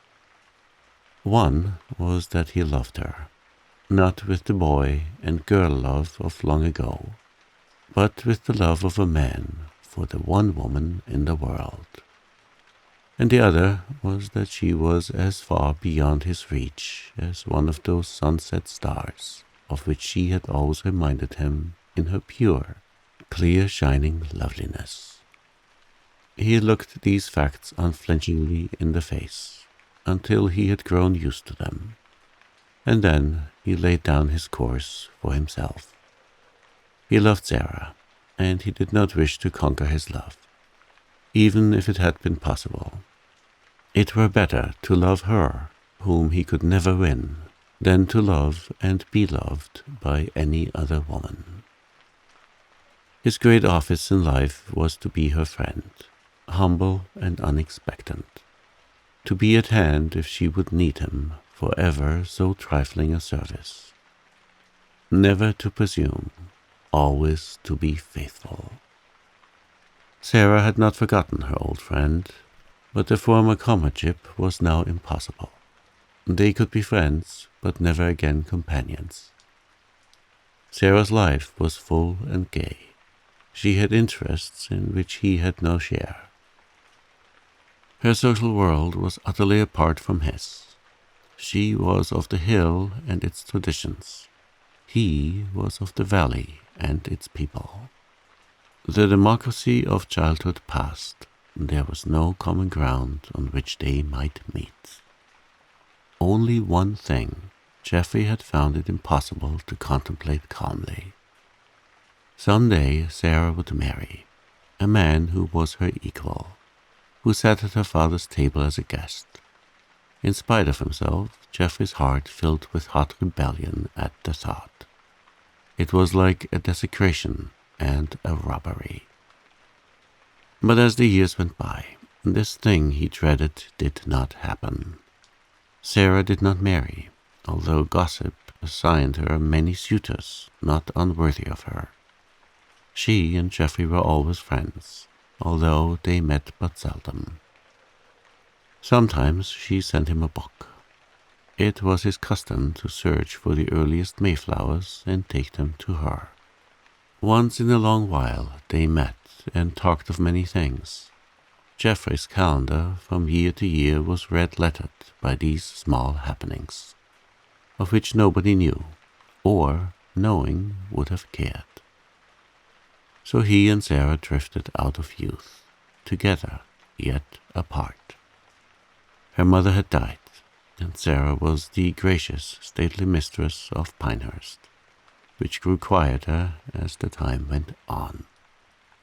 The lovers ceased to come, and holiday friends grew few. With the old colonel's failing health, the gaieties and lavish entertaining ceased. Geoffrey thought that Sarah must often be lonely, but she never said so. She remained sweet, serene, calm-eyed, like the child he had met on the hill. Only now and then, Geoffrey fancied he saw a shadow on her face, a shadow so faint and fleeting that only the eye of an unselfish, abiding love, made clear-sighted by patient years, could have seen it. It hurt him, that shadow. He would have given anything in his power to have banished it. And now, this long friendship was to be broken. Sarah was going away. At first, he had thought only of her pain, but now his own filled his heart. How could he live without her? How could he dwell in the valley, knowing that she had gone from the hill, never to see her light shine down on him through the northern gap in the pines at night, never to feel that perhaps her eyes rested on him now and then as he went about his work in the valley fields, never to stoop with a glad thrill over the first spring flowers because it was his privilege to take them to her. Geoffrey groaned aloud. No, he could not go up to see her that night. He must wait. He must strengthen himself. Then his heart rebuked him. This was selfishness. This was putting his own feelings before hers, a thing he had sworn never to do. Perhaps she needed him. Perhaps she had wondered why he had not come to offer her such poor service as might be in his power. He turned and went down through the orchard lane, taking the old field path across the valley and up the hill, which he had traversed so often and so joyfully in boyhood. It was dark now, and a few stars were shining in the silvery sky. The wind sighed among the pines as he walked under them. Sometimes he felt that he must turn back, that his pain was going to master him. Then he forced himself to go on. The old grey house where Sarah lived seemed bleak and stricken in the dull light, with its leafless vines clinging to it. There were no lights in it. It looked like a home left soulless. Geoffrey went around to the garden door and knocked. He had expected the maid to open it, but Sarah herself came. "Why, Jeff," she said, with pleasure in her tones, "I am so glad to see you. I have been wondering why you had not come before." "I did not think you would want to see me yet," he said hurriedly. "I thought about you every hour, but I feared to intrude." "You couldn't intrude," she said gently. "Yes, I have wanted to see you, Jeff. Come into the library." He followed her into the room where they had always sat in his rare calls. Sarah lighted the lamp on the table. As the light shot up, she stood clearly revealed in it, a tall, slender woman in a trailing gown of grey. Even a stranger, not knowing her age, would have guessed it to be what it was. Yet it would have been hard to say what gave the impression of maturity. Her face was quite unlined, a little pale perhaps, with more finely cut outlines than those of youth. Her eyes were clear and bright. Her abundant brown hair waved back from her face in the same curves that Geoffrey had noted in the purple-gowned child of 6 under the pines. Perhaps it was the fine patience and serenity in her face that told her tale of years. Youth can never acquire it. Her eyes brightened when she saw the mayflowers he carried. She came and took them from him, and her hands touched his, sending a little thrill of joy through him. "How lovely they are, and the first I have seen this spring. You always bring me the first, don't you, Jeff? Do you remember the first day we spent picking mayflowers together?" Jeff smiled. Could he forget? But something held him back from speech. Sarah put the flowers in a vase on the table, but slipped one starry pink cluster into the lace of her breast. She came and sat down beside Geoffrey. He saw that her beautiful eyes had been weeping, and that there were lines of pain around her lips. Some impulse that would not be denied made him lean over and take her hand. She left it unresistingly in his clasp. "I am very lonely now, Jeff," she said sadly. "Father has gone. I have no friends left." "You have me," said Jeff quietly. "Yes, I shouldn't have said that. You are my friend, I know, Jeff, but I must leave Pinehurst, you know." "I learned that tonight for the first time," he answered. Did you ever come to a place where everything seemed ended? Where it seemed that there was nothing, simply nothing, left, Jeff? She said wistfully. But no, it couldn't seem so to a man. Only a woman could fully understand what I mean. That is how I feel now. While I had father to live for, it wasn't so hard. But now there is nothing, and I must go away.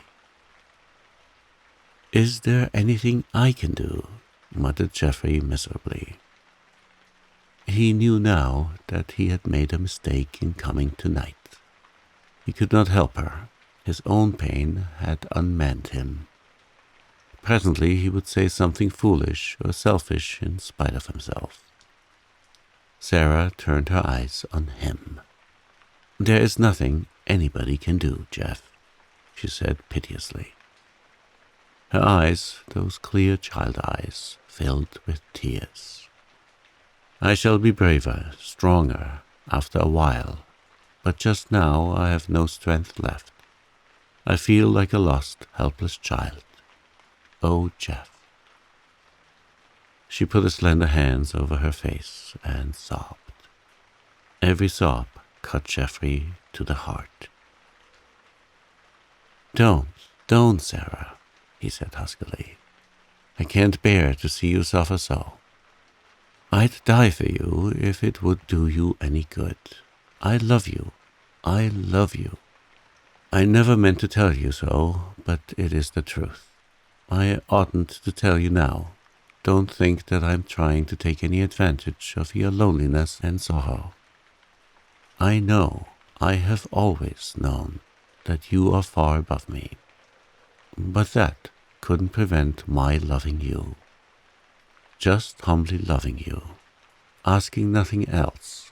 You may be angry with my presumption, but I can't help telling you that I love you. That's all. I just want you to know it." Sarah had turned away her head. Geoffrey was overcome with contrition.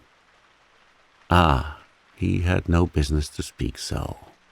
He had spoiled the devotion of years. Who was he that he should have dared to love her? Silence alone had justified his love, and now he had lost that justification. She would despise him. He had forfeited her friendship forever. "Are you angry, Sarah?" he questioned sadly, after a silence. "I think I am," said Sarah. She kept her stately head averted. If you have loved me, Jeff, why did you never tell me so before?" "How could I dare?" he said gravely. "I knew I could never win you, that I had no right to dream of you so. Oh, Sarah, don't be angry. My love has been reverent and humble. I have asked nothing. I ask nothing now but your friendship. Don't take that from me, Sarah. Don't be angry with me." "I am angry," repeated Sarah, "and I think I have a right to be." "Perhaps so," he said simply, "but not because I have loved you. Such love as mine ought to anger no woman, Sarah. But you have a right to be angry with me for presuming to put it into words. I should not have done so, but I could not help it. It rushed to my lips in spite of me. Forgive me." "I don't know whether I can forgive you for not telling me before," said Sarah steadily. "That is what I have to forgive. Not your speaking at last, even if it was dragged from you against your will. Did you think I would make you such a very poor wife, Jeff, that you would not ask me to marry you?" "Sarah," he said aghast, you were as far above me as a star in the sky. I never dreamed, I never hoped." "That I could care for you," said Sarah, looking round at last. "Then you were more modest than a man ought to be, Jeff. I did not know that you loved me, or I should have found some way to make you speak out long ago. I should not have let you waste all these years. I've loved you ever since we picked mayflowers on the hill, I think. Ever since I came home from school, I know. I never cared for anyone else, although I tried to, when I thought you didn't care for me. It mattered nothing to me that the world may have thought there was some social difference between us. There, Jeff, you cannot accuse me of not making my meaning plain." "Sarah," he whispered, wondering, bewildered, half afraid to believe this unbelievable joy. "I am not half worthy of you, but... He bent forward and put his arm around her, looking straight into her clear, unshrinking eyes. "Sarah, will you be my wife?" Yes, she said the word clearly and truly. And I will think myself a proud and happy and honored woman to be so, Jeff. Oh, I don't shrink from telling you the truth, you see. You mean too much to me for me to dissemble it. I've hidden it for 18 years because I didn't think you wanted to hear it. But I'll give myself the delight of saying it frankly now. She lifted her delicate, high-bred face, fearless love shining in every lineament, to his, and they exchanged their first kiss.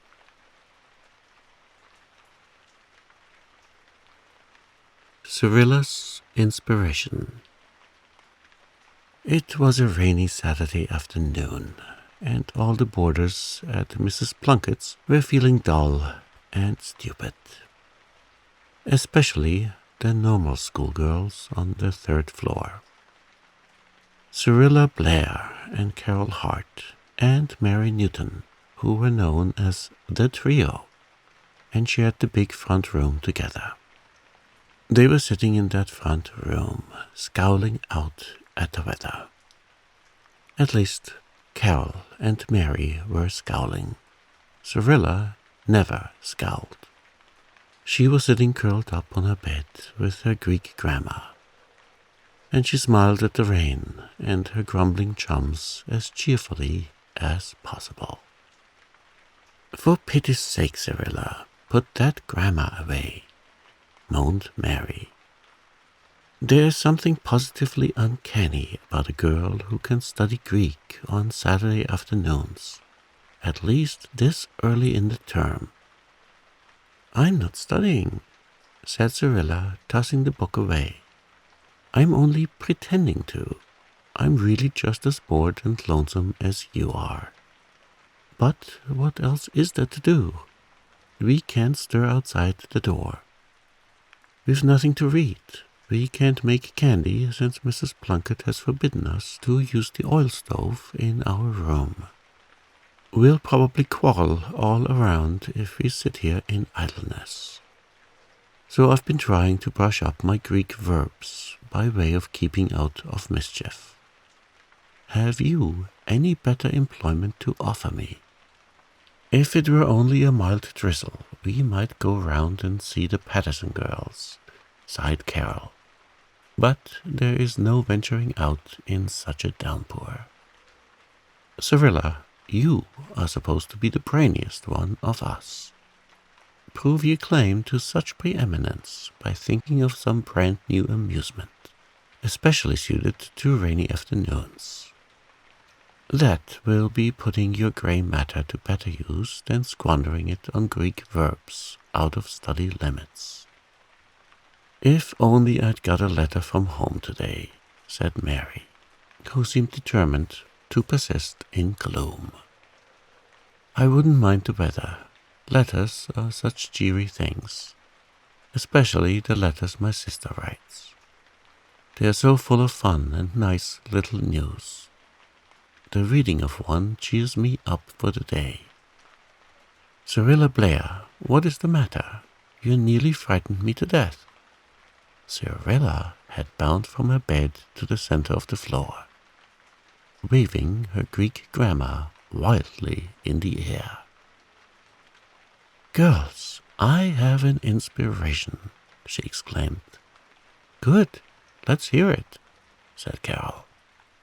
"Let's write letters, rainy day letters, to everyone in the house," said Cyrilla. "You may depend all the rest of the folks under Mrs. Plunkett's hospitable roof are feeling more or less blue and lonely too, as well as ourselves. Let's write them the jolliest, nicest letters we can compose and get Nora Jane to take them to their rooms. There's that pale little sewing girl. I don't believe she ever gets letters from anybody. And Miss Marshall, I'm sure she doesn't. And poor old Mrs. Johnson, whose only son died last month, and the new music teacher who came yesterday. A letter of welcome to her. And old Mr. Grant, yes, and Mrs. Plunkett too. thanking her for all her kindness too. You knew she had been awful nice to us in spite of the oil stove UKs. That's 6, 2 apiece. Let's do it, girls. Cyrilla's sudden enthusiasm for her plan infected the others. It's a nice idea, said Mary, brightening up. But who's to write to whom? I'm willing to take anybody but Miss Marshall. I couldn't write a line to her to save my life. She'd be horrified at anything funny or jokey, and our letters will have to be mainly nonsense. Nonsense of the best brand, to be sure, but still nonsense. Better leave Miss Marshall out, suggested Carol. You know she disapproves of us anyhow. She'd probably resent a letter of the sort, thinking we were trying to play some kind of joke on her. It would never do, leave her out, said Cyrilla decisively. Of course, she's a bit queer and unamiable, but, girls, think of 30 years of boarding-house life, even with the best of Plunkets. Wouldn't that sour anybody? You know it would. You'd be cranky and grumbly and disagreeable too, I dare say. I'm really sorry for Miss Marshall. She had a very hard life. Mrs. Plunkett told me all about her one day. I don't think we should mind her biting little speeches and sharp looks. And anyway, even if she's really as disagreeable as she sometimes seems to be, why, it must make it all the harder for her, don't you think? So she needs a letter most of all. I'll write to her, since it's my suggestion. We'll draw lots for the others. Besides Miss Marshall, the new music teacher fell to Cyrilla's share. Mary drew Mrs. Plunkett and the dressmaker, and Carol drew Mrs. Johnson and old Mr. Grant. For the next 2 hours, the girls wrote busily, forgetting all about the rainy day, and enjoying their epistolary labors to the full. It was dusk when all the letters were finished. "Why, hasn't the afternoon gone quickly after all?" exclaimed Carol. I just let my pen run on and jotted down any good working idea that came into my head. Cyrilla Blair, that big fat letter is never for Miss Marshall. What on earth did you find to write her? It wasn't so hard when I got fairly started, said Cyrilla, smiling. Now, let's hunt up Nora Jane and send the letters around so that everybody can read his or hers before tea time. We should have a choice assortment of smiles at the table instead of all those frowns and sighs we had at dinner. Miss Emily Marshall was at that moment sitting in her little back room, all alone in the dusk, with the rain splashing drearily against the window panes outside. Miss Marshall was feeling as lonely and dreary as she looked, and as she had often felt in her life of 60 years. She told herself bitterly that she hadn't a friend in the world, not even one who cared enough for her to come and see her or write her a letter now and then. She thought her boarding-house acquaintances disliked her, and she resented their dislike, without admitting to herself that her ungracious ways were responsible for it. She smiled sourly when little ripples of laughter came faintly down the hall from the front room where the trio were writing the letters and laughing over the fun they were putting into them. If they were old and lonesome and friendless, they wouldn't see much in life to laugh at, I guess, said Miss Marshall bitterly, drawing her shawl closer about her sharp shoulders. They never think of anything but themselves, and if the day passes that they don't have some fun, they think it's a fearful thing to put up with. I'm sick and tired of their giggling and whispering." In the midst of these amiable reflections, Miss Marshall heard a knock at her door. When she opened it, there stood Nora Jane, her broad red face beaming with smiles. "Please, miss, here's a letter for you," she said. "A letter? For me?" Miss Marshall shut her door and stared at the fat envelope in amazement. Who would have written it? The postman came only in the morning. Was it some joke, perhaps? Those giggling girls? Miss Marshall's face grew harder as she lighted her lamp and opened the letter suspiciously. "Dear Miss Marshall," it ran in Cyrilla's pretty girlish writing. "We girls are so lonesome and dull that we have decided to write rainy day letters to everybody in the house, just to cheer ourselves up. So I'm going to write to you just a letter of friendly nonsense." Pages of nonsense followed, and very delightful nonsense it was, for Cyrilla possessed the happy gift of bright and easy letter writing.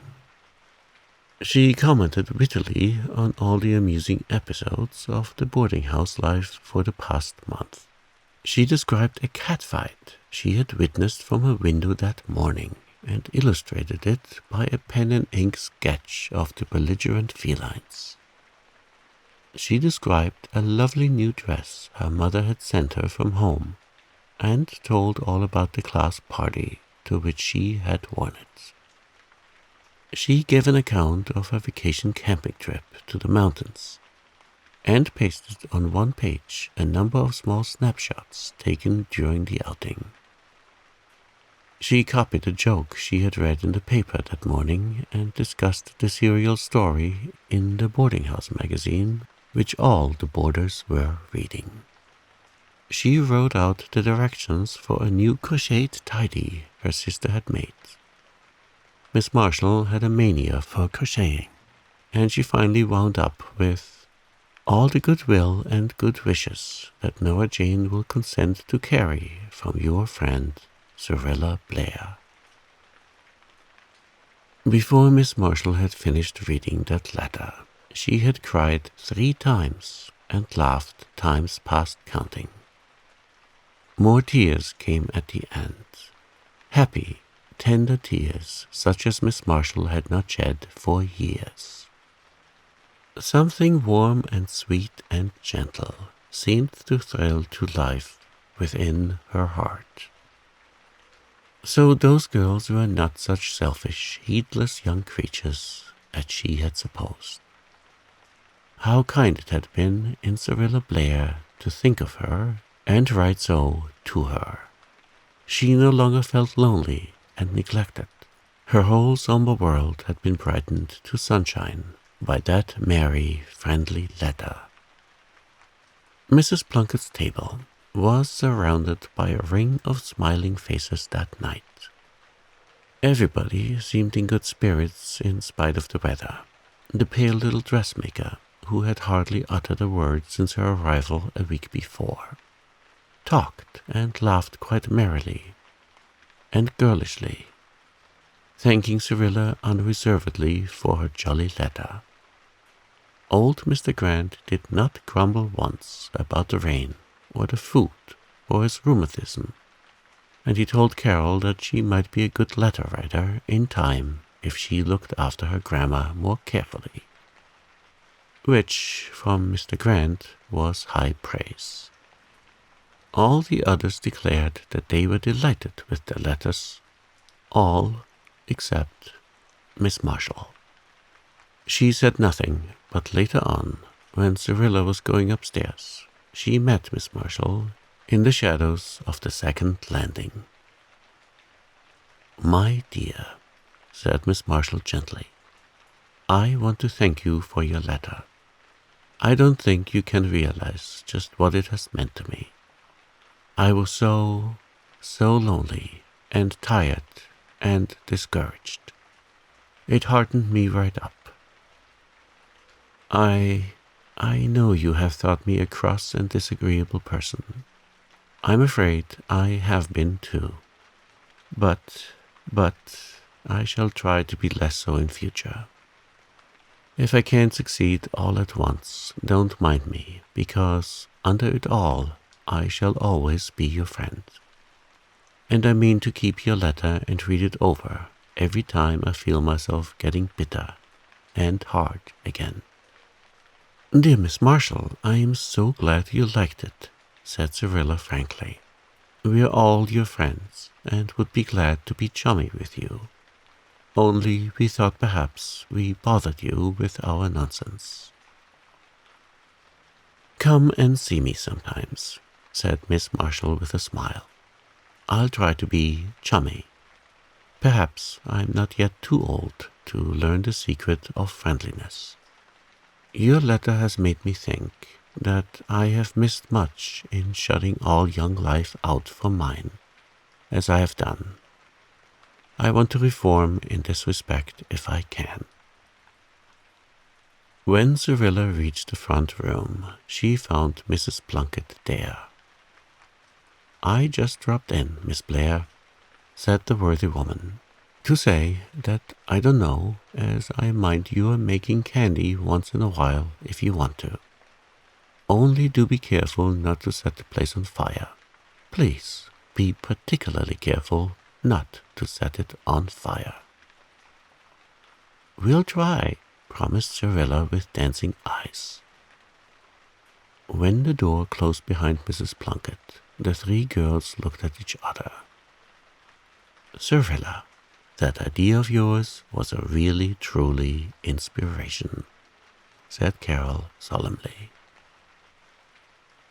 I believe it was, said Cyrilla, thinking of Miss Marshall.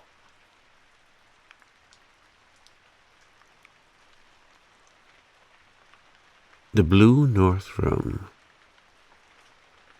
This, said Sarah, laying Aunt Josephina's letter down on the kitchen table, with such energy that in anybody but Sarah, it must have been said, she threw it down.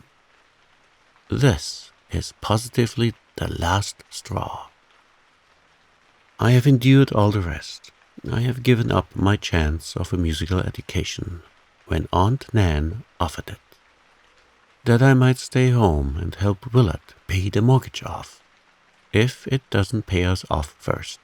And I have, which was much harder, accepted the fact that we can't possibly afford to send Ray to the Valley Academy, even if I wore the same hat and coat for 4 winters. I did not grumble when Uncle Joel came here to live because he wanted to be near his dear nephew's children. I felt it my Christian duty to look pleasant when we had to give Cousin Caroline a home to save her from the poorhouse. But my endurance and philosophy, and worst of all, my furniture, has reached a limit. I cannot have Aunt Josephina come here to spend the winter, because I have no room to put her in. Hello, Sally. What's the matter? Asked Ray, coming in with a book. It would have been hard to catch Ray without a book. He generally took one even to bed with him. Ray had a head full of brains, and Sarah thought it was a burning shame that there seemed to be no chance for his going to college. You look all rumpled up in your conscience, beloved sis, the boy went on chaffingly. My conscience is all right, said Sarah severely. It's worse than that. If you please, here's a letter from Aunt Josephina. She writes that she is very lonesome. Her son has gone to South America and won't be back until spring, and she wants to come and spend the winter with us. Well, why not? Asked Ray serenely. Nothing ever bothered Ray. The more the merrier. Ray Sheldon, where are we to put her? We have no spare room, as you well know. Can't she room with Cousin Caroline? Cousin Caroline's room is too small for two. It's full to overflowing with her belongings now, and Aunt Josephina will bring 2 trunks at least. Try again, bright boy. What's the matter with the Blue North room? There is nothing the matter with it. Oh, nothing at all. We could put Aunt Josephina there, but where will she sleep? Where will she wash her face? Will it not seem slightly inhospitable to invite her to sit on a bare floor? Have you forgotten that there isn't a stick of furniture in the Blue North room? And, worse still, that we haven't a spare cent to buy any. Not even the cheapest kind. I'll give it up, said Ray. I might have a try at squaring the circle if you ask me. But the solution of the Aunt Josephina problem is beyond me. The solution is simply that we must write to Aunt Josephina, politely but firmly, that we can't have her come, owing to a lack of accommodation.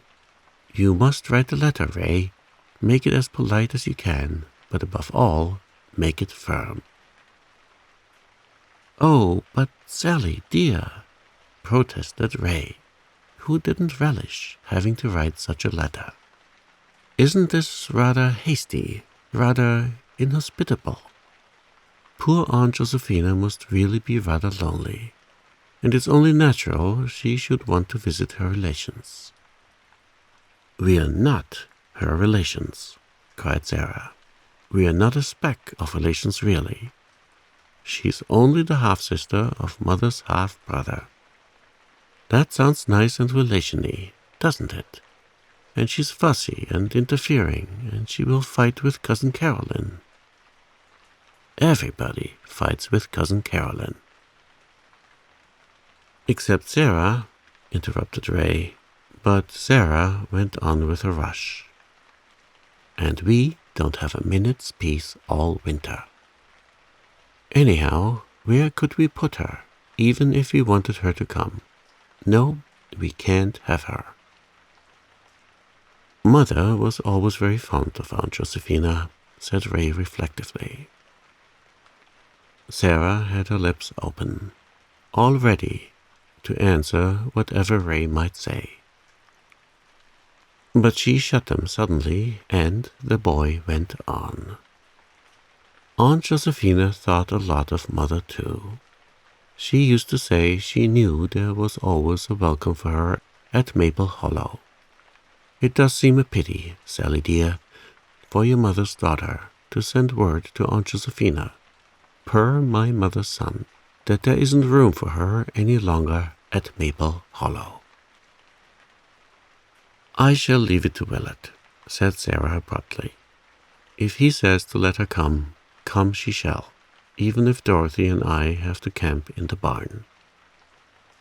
I'm going to have a prowl around the garret, said Ray, apropos of nothing. And I shall get tea ready, answered Sarah briskly. Dorothy will be home from school very soon, and I hear Uncle Joel stirring. Willett won't be back till dark, so there is no use waiting for him. At twilight, Sarah decided to walk up the lane and meet Willett. She always liked to meet him thus, when he had been away for a whole day. Sarah thought there was nobody in the world as good and dear as Willett. It was a dull grey November twilight. The maples in the hollow were all leafless, and the hawthorn hedge along the lane was sere and frosted. A little snow had fallen in the afternoon, and lay in broad patches on the brown fields. The world looked very dull and dispirited, and Sarah sighed. She could not help thinking of the dark side of things just then. Everything is wrong, said poor Sarah dolefully. Willett has to work like a slave, and yet, with all his efforts, he can barely pay the interest on the mortgage. And Ray ought to go to college. but I don't see how we can ever manage. To be sure, he won't be ready until next fall, but we won't have the money then and any more than now. It would take every bit of $150 to fit him out with books and clothes, and pay for board and tuition at the academy. If he could just have a year there, he could teach and earn his own way through college. But we might as well hope for the moon as $150. Sarah sighed again. She was only 18, but she felt very old. Willard was 19, and Willard had never had a chance to be young. His father had died when he was 12, and he had run the farm since then. He and Sarah together, indeed, for Sarah was a capital planner and manager and worker. The little mother had died 2 years ago, and the household cares had all fallen on Sarah's shoulders since. Sometimes, as now, they passed very heavily, but the talk with Willard always heartened her up. Willard had his blue spells too, but Sarah thought it a special providence that their blue turns never came together. When one got downhearted, the other was always ready to do the cheering up. Sarah was glad to hear Willard whistling when he drove into the lane. It was a sign he was in good spirits. He pulled up, and Sarah climbed into the wagon. "Things go all right today, Sally?" he asked cheerfully. "There was a letter from Aunt Josephina," answered Sarah, anxious to get the worst over. "And she wants to come to Maple Hollow for the winter. I thought at first we just couldn't have her, but I decided to leave it to you." "Well, we've got a pretty good houseful already," said Willard thoughtfully. "But I suppose if Aunt Josephina wants to come, we'd better have her. I always liked Aunt Josephina, and so did Mother, you know." "I don't know where we can put her. We haven't any spare room, Will." "Ray and I can sleep in the kitchen loft. You and Dolly take our room, and let Aunt Josephina take yours."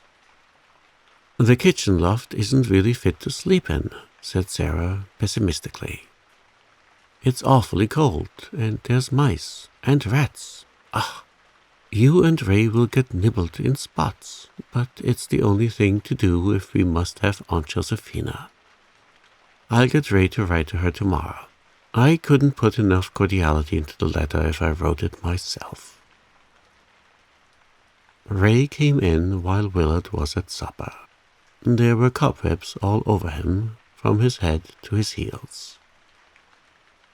"I've solved the Aunt J problem," he announced cheerfully. "We will furnish the blue north room." "With what?" asked Sarah disbelievingly. "I've been poking about in the garret and in the carriage house loft," said Ray, "and I found furniture galore. It's very old and cobwebby, witness my appearance, and very much in want of scrubbing and a few nails, but it will do."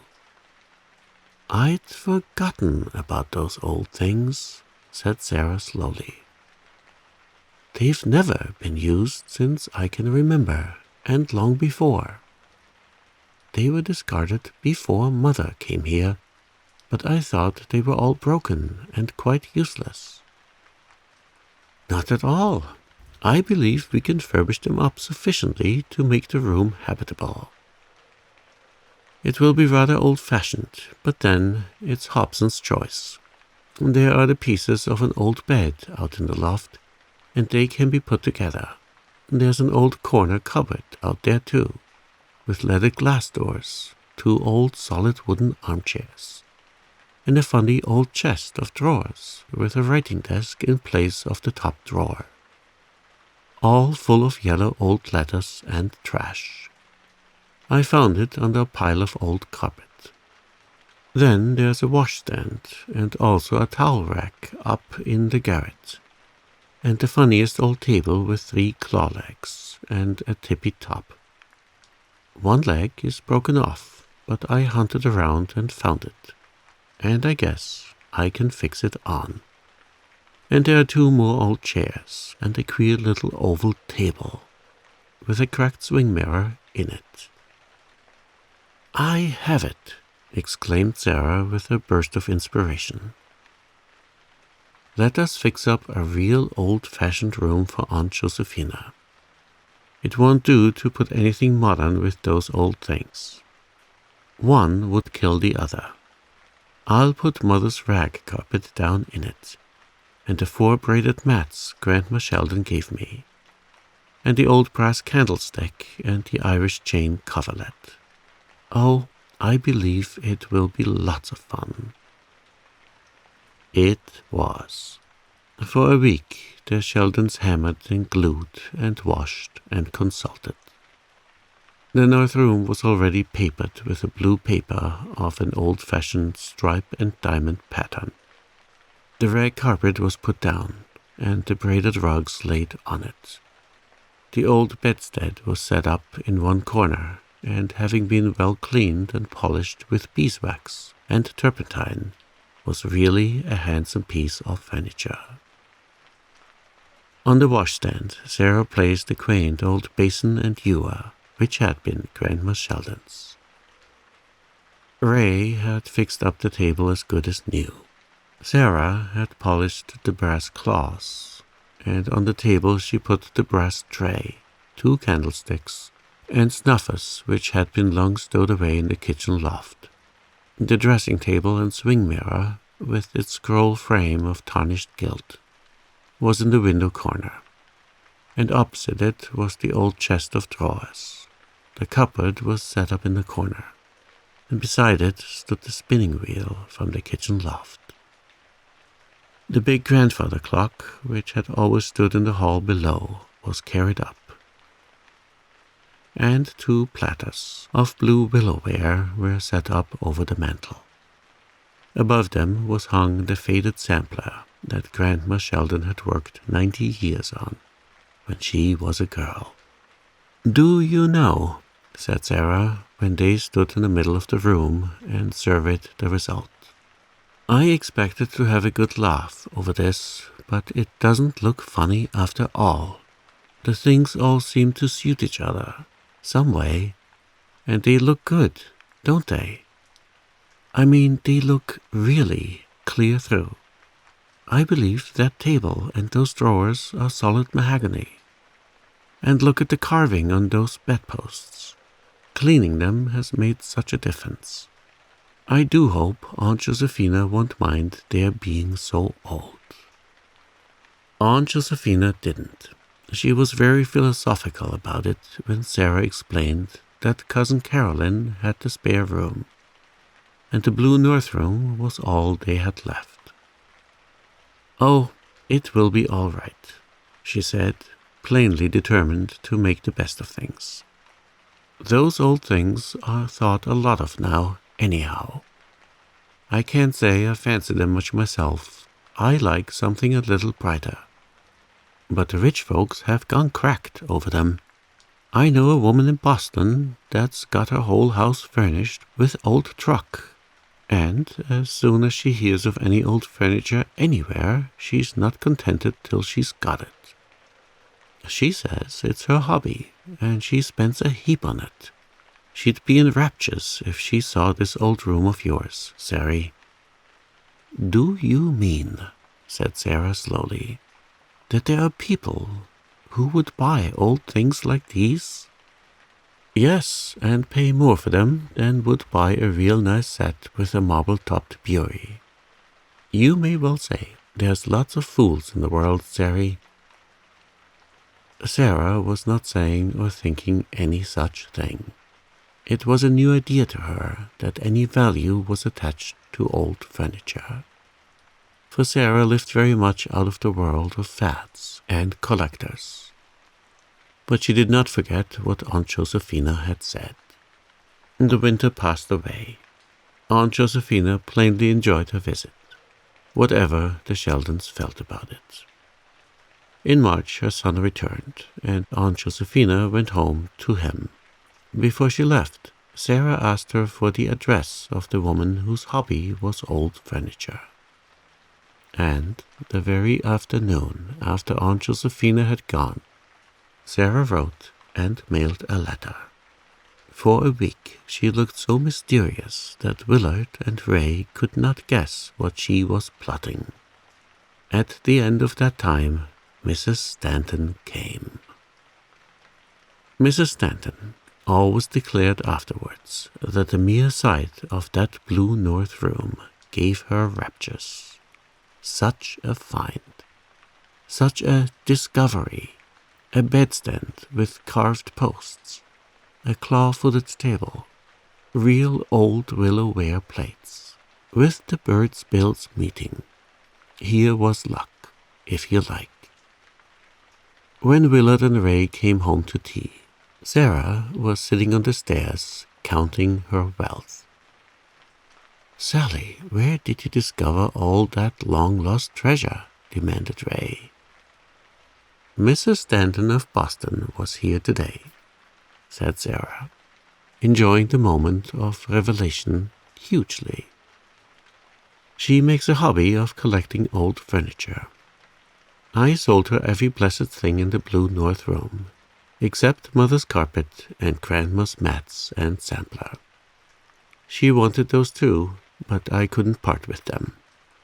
She bought everything else, and," Sarah lifted her hands full of bills dramatically, "here are $250 to take you to the Valley Academy next fall, Ray." "It wouldn't be fair to take it for that," said Ray, flushing. "You and Will." "Will and I say you must take it," said Sarah. "Don't we, Will? There is nothing we want so much as to give you a college start. It is an enormous burden off my mind to think it is so nicely provided for. Besides, most of those old things were yours by the right of rediscovery, and you voted first of all to have Aunt Josephina come." "You must take it, of course, Ray," said Willard. "Nothing else would give Sarah and me so much pleasure. A blessing on Aunt Josephina." "Amen," said Sarah and Ray.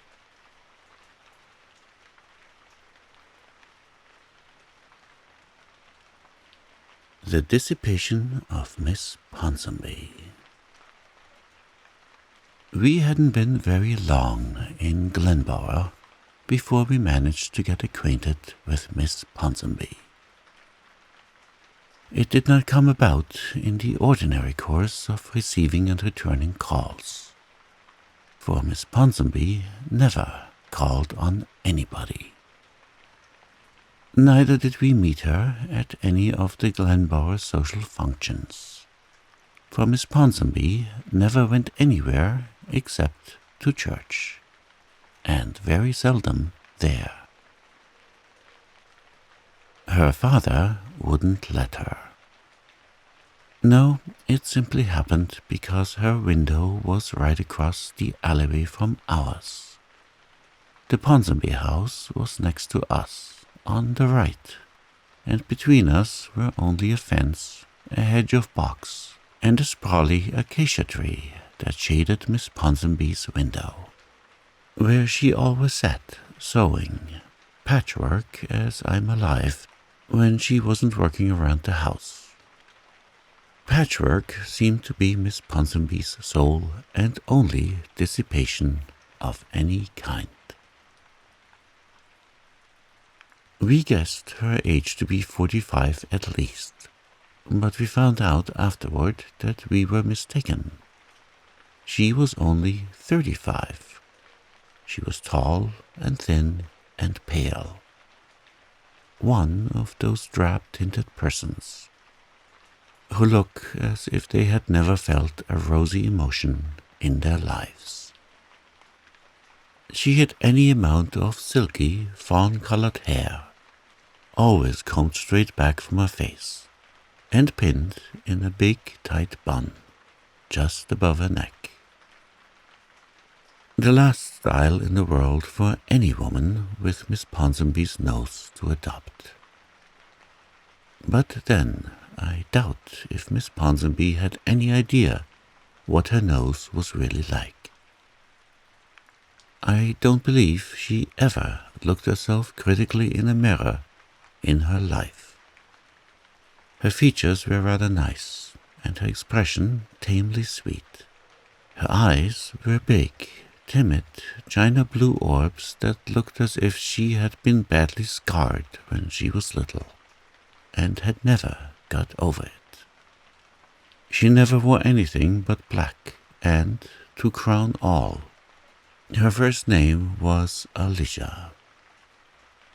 Miss Ponsonby sat and sewed at her window for hours at a time, but she never looked our way, partly, I suppose, from habit induced by modesty, since the former occupants of our room had been two gay young bachelors, whose names Jerry and I found out all over our window panes with a diamond. Jerry and I sat a great deal at hours, laughing and talking, but Miss Ponsonby never lifted her head or eyes.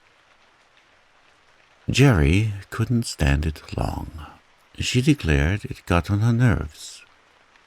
Besides, she felt sorry to see a fellow creature wasting so many precious moments of a fleeting lifetime at patchwork. So one afternoon she hailed Miss Ponsonby with a cheerful "Hello," and Miss Ponsonby actually looked over and said, "Good afternoon," as prim as an 1840 fashion plate. Then Jerry, whose name is Geraldine, only in the family Bible, talked to her about the weather. Jerry can talk interestingly about anything.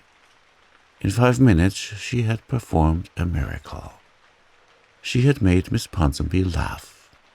In 5 minutes more, she was leaning half out of the window, showing Miss Ponsonby a new, white, fluffy, frivolous, chiffony waist of her, and Miss Ponsonby was leaning halfway out of hers, looking at it eagerly. At the end of a quarter of an hour, they were exchanging confidences about their favorite books. Jerry was a confirmed Kiplingomaniac, but Miss Ponsonby adored Laura Jean Libbey. She said sorrowfully she supposed she ought not to read novels at all, since her father disapproved. We found out later on that Mr. Ponsonby's way of expressing disapproval was to burn any he got hold of, and storm at his daughter about them like the confirmed old crank he was. Poor Miss Ponsonby had to keep her Laura Jeans locked up in her trunk, and it wasn't often she got a new one. From that day dated our friendship with Miss Ponsonby. A curious friendship, only carried on from window to window. We never saw Miss Ponsonby anywhere else. We asked her to come over, but she said her father didn't allow her to visit anybody. Miss Ponsonby was one of those meek women who are ruled by whomsoever happens to be nearest them, and woe be unto them if that nearest happened to be a tyrant. Her meekness fairly infuriated Jerry. But we liked Miss Ponsonby, and we pitied her. She confided to us that she was very lonely, and that she wrote poetry. We never asked to see the poetry, although I think she would have liked to show it. But, as Jerry says, there are limits.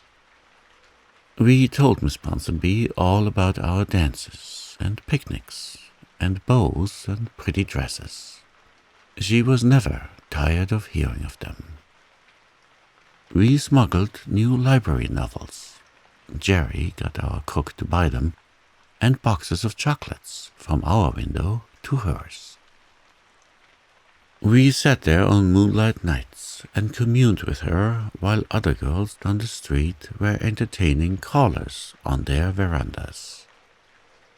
We did everything we could for her except to call her Alicia, although she begged us to do so, but it never came easily to our tongues.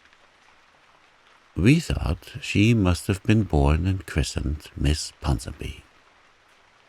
Alicia was something her mother could only have dreamed about her. We thought we knew all about Miss Ponsonby's past, but even pale, drab, china blue women can have their secrets and keep them. It was a full half-year before we discovered Miss Ponsonby's. In October, Stephen Shaw came home from the West to visit his father and mother after an absence of 15 years. Jerry and I met him at a party at his brother-in-law's. We knew he was a bachelor of 45 or so and had made heaps of money in the lumber business. So we expected to find him short and round and bald, with bulgy blue eyes and a double chin. On the contrary, he was a tall, handsome man with clear-cut features, laughing black eyes like a boy's, and iron-grey hair. That iron-grey hair nearly finished Jerry. She thinks there is nothing so distinguished, and she had the escape of her life from falling in love with Stephen Shaw.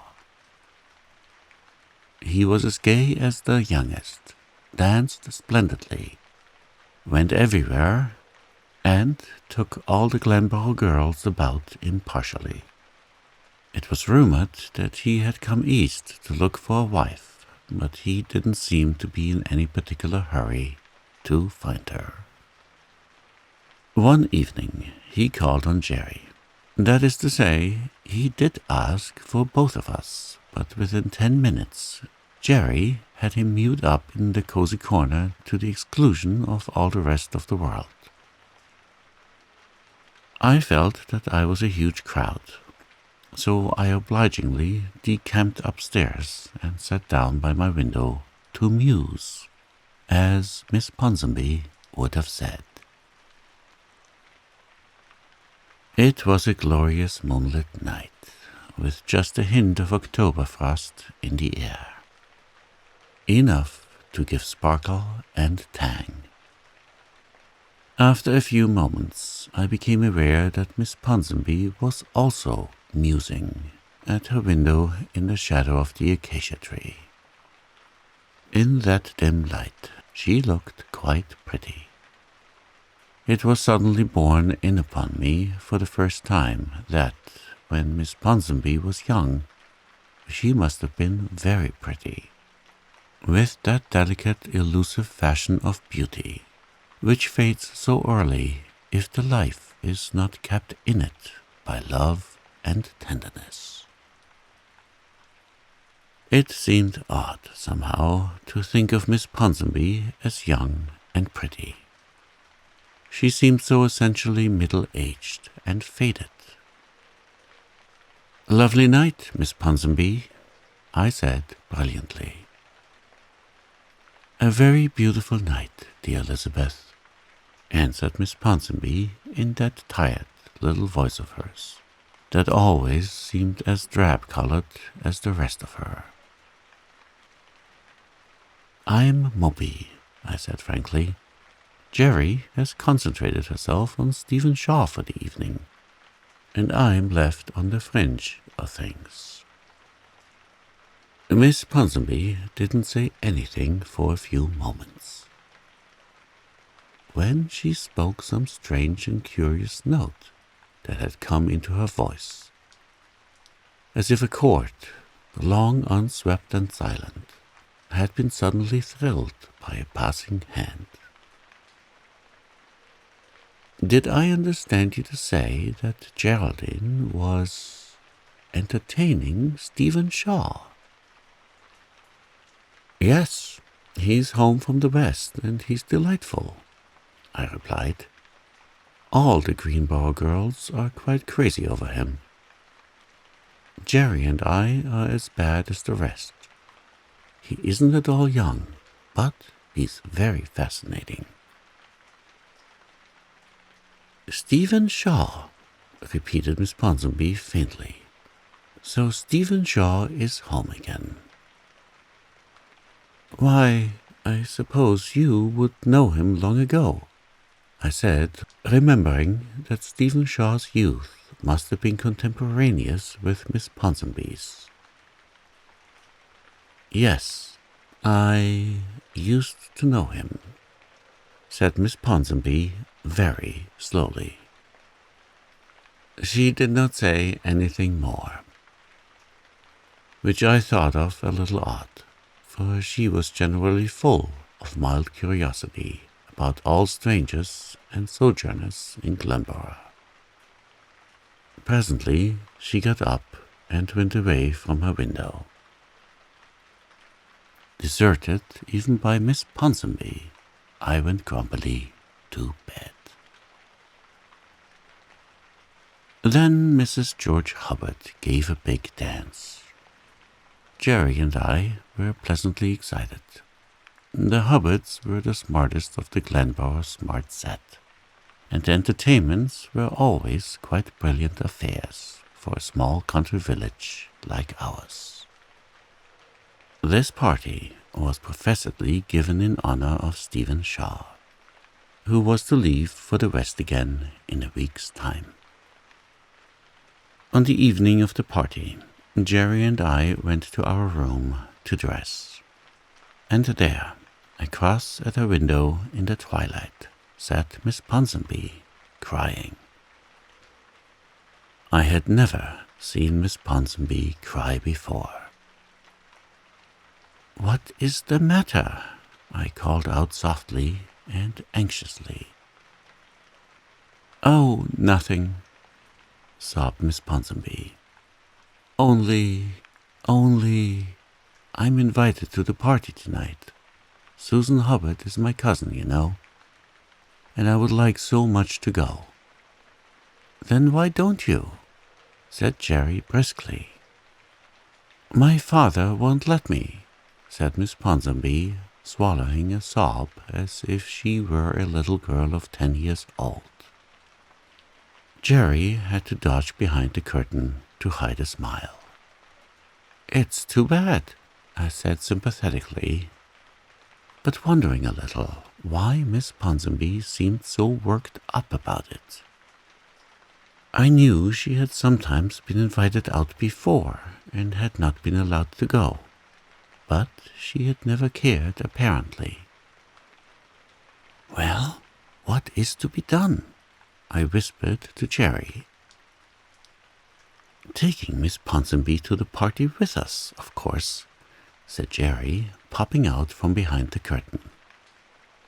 I didn't ask her if she expected to fly through the air with Miss Ponsonby, although, short of that, I couldn't see how the latter was to be got out of the house without her father knowing it. The old gentleman had a den off the hall where he always sat in the evening and smoked fiercely, after having locked all the doors to keep the servants in. He was a delightful sort of person, that old Mr. Ponsonby. Jerry poked her head as far as she could out of the window.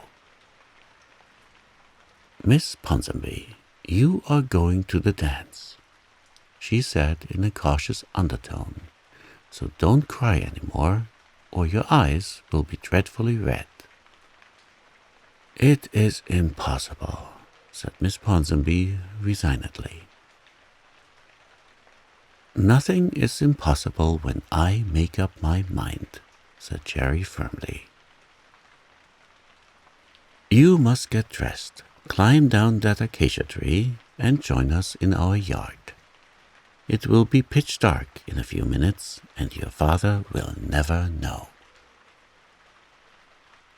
I had a frantic vision of Miss Ponsonby scrambling down that acacia tree, like an eloping damsel. But Jerry was in dead earnest, and really it was quite possible if Miss Ponsonby only thought so. I did not believe she would think so, but I was mistaken. Her thorough course in Libby heroines and their marvelous escapades had quite prepared her to contemplate such an adventure calmly, in the abstract at least. But another obstacle presented itself. "It's impossible," she said again, after her first flash hope. "I haven't a fit dress to wear. I have nothing at all but my black cashmere, and it is 3 years old." But there are more hindrances in Jerry's way when she sets out to accomplish something, the more determined and enthusiastic she becomes. I listened to her with amazement. "I have a dress I'll lend you," she said resolutely, "and I'll go over and fix you up as soon as it's a little darker. Go now and bathe your eyes, and just trust to me." Miss Ponsonby's long habit of obedience to whatever she was told stood in her good stead now. She obeyed Jerry without another word. Jerry seized me by the waist and waltzed me around the room in ecstasy. "Jerry Elliott, how are you going to carry this thing through?" I demanded sternly. "Easily enough," responded Jerry. "You know that black lace dress of mine, the one with the apricot slip. I've never worn it since I came to Glenborough, so nobody will know it's mine, and I never mean to wear it again, for it's got too tight. It's a trifle old-fashioned, but that won't matter for Glenborough, and it will fit Miss Ponsonby all right. She's about my height and figure. I'm determined that poor soul shall have a dissipation for once in her life, since she hankers for it. Come on now, Elizabeth. It will be a lark." I caught Jerry's enthusiasm, and while she hunted out the box containing the black lace dress, I hastily gathered together some other odds and ends I thought might be useful. A black aigrette, a pair of black silk gloves, a spangled gauze fan, and a pair of slippers. They wouldn't have stood daylight, but they looked all right after night. As we left the room, I caught up some pale pink roses on my table. We pushed through a little gap in the privet hedge and found ourselves under the acacia tree, with Miss Ponsonby peering anxiously at us from above. I wanted to shriek with laughter. The whole thing seemed so funny and unreal. Jerry, although she hasn't climbed trees since she was 12, went up that acacia as nimbly as a pussycat, took the box and things from me, passed them to Miss Ponsonby, and got in at the window while I went back to my own room to dress, hoping old Mr. Ponsonby wouldn't be running out to ring the fire alarm. In a very short time, I heard Miss Ponsonby and Jerry at the opposite window, and I rushed to mine to see the sight. But Miss Ponsonby, with a red fascinator over her head and a big cape wrapped around her, slipped out of the window and down that blessed acacia tree as neatly and nimbly as if she had been accustomed to doing it for exercise every day of her life. There were possibilities in Miss Ponsonby. In 2 more minutes they were both safe in our room. Then Jerry threw off Miss Ponsonby's wraps and stepped back. I know I stared until my eyes stuck out of my head. Was that Miss Ponsonby. That. The black lace dress, with its pinkish sheen of its slip beneath, suited her slim shape to perfection, and clung around her in lovely filmy curves that made her look willowy and girlish. It was high-necked, just cut away slightly at the throat, and had great, loose-hanging frilly sleeves of lace. Jerry had shaken out her hair and piled it high on her head in satiny twists and loops, with a pompadour such as Miss Ponsonby could never have thought about. It suited her tremendously, and seemed to alter the whole character of her face, giving her verve and piquancy to her delicate little features. The excitement had flushed her cheeks into positive pinkness, and her eyes were starry. The roses were pinned on her shoulder. Miss Ponsonby, as she stood there, was a pretty woman, with 15 apparent birthdays the less. "Oh, Alicia, you look just lovely," I gasped. The name slipped out quite naturally. I never thought about it at all. "My dear Elizabeth," she said, "it's like a dream of lost youth." We got Jerry ready, and then we started for the Hubbards, out by our back door and through our neighbor on the left's lane, to avoid all observation. Miss Ponsonby was breathless with terror. She was sure every footstep she heard behind her was her father's in pursuit. She almost fainted on the spot when a belated man came tearing along the street. Jerry and I breathed a sigh of devout thanksgiving when we found ourselves safely in the Hubbard parlor. We were early, but Stephen Shaw was there before us. He came up to us at once, and just then Miss Ponsonby turned around. "Alicia," he said. "How do you do, Stephen?" she said tremulously. And there he was looking down at her, with an expression on his face that none of the Glenborough girls he had been calling on had ever seen. Jerry and I just simply melted away. We can see through grindstones when there are holes in them. We went out and sat down on the stairs. "There's a mystery here," said Jerry, "but Miss Ponsonby shall explain it to us before we let her climb up that acacia tree tonight. Now that I come to think of it, the first night he called he asked me about her, wanted to know if her father were the same old blustering tyrant he always was, and if we knew her at all. I'm afraid I made a little mild fun of her, and he didn't say anything more. Well, I'm awfully glad now that I didn't fall in love with him. I could have, but I wouldn't." Miss Ponsonby's appearance at the Hubbards' party was the biggest sensation Glenborough had had for years. And in her way she was a positive belle. She didn't dance, but all the middle-aged men, widowers, wedded, and bachelors, who had known her in her girlhood, crowded around her. And she laughed and chatted as I hadn't even imagined Miss Ponsonby could laugh and chat. Jerry and I revelled in her triumph, for did we not feel that it was due to us? At last Miss Ponsonby disappeared, shortly after Jerry and I blundered into the library to fix some obstreperous hairpins. And there we found her and Stephen Shaw in the cozy corner.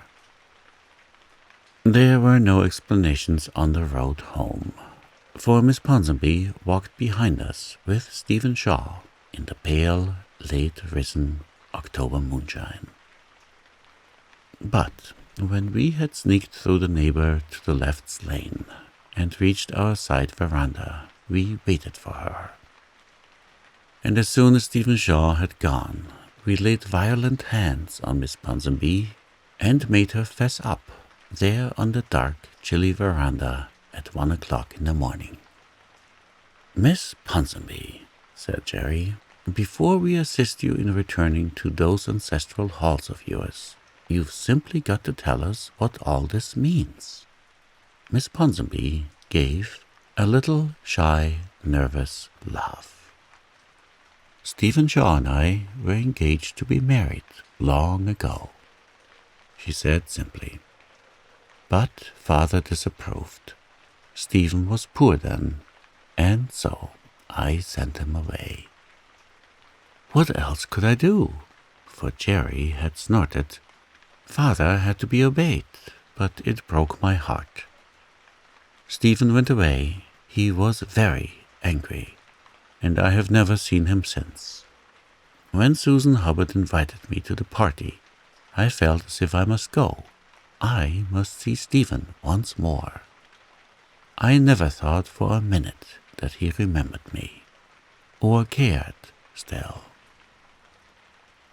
"But he does?" said Jerry breathlessly. Jerry never scruples to ask anything right out that she wants to know. "Yes," said Miss Ponsonby softly. "Isn't it wonderful? I could hardly believe it. I am so changed." But he said tonight he had never thought of any other woman. He came home to see me, but when I never went anywhere, even when I must know he was home, he thought I didn't want to see him. If I hadn't gone tonight, oh, I owe it all to you two dear girls. "When are you to be married?" demanded that terrible Jerry. "As soon as possible," said Miss Ponsonby. "Stephen was going away next week, but he says he will wait until I can get ready." "Do you think your father will object this time?" I queried. "No, I don't think so. Stephen is a rich man now, you know. That wouldn't make any difference with me. But Father is very practical. Stephen is going to see him tomorrow." "But what if he does object?" I persisted anxiously. "The acacia tree will still be there," said Miss Ponsonby firmly.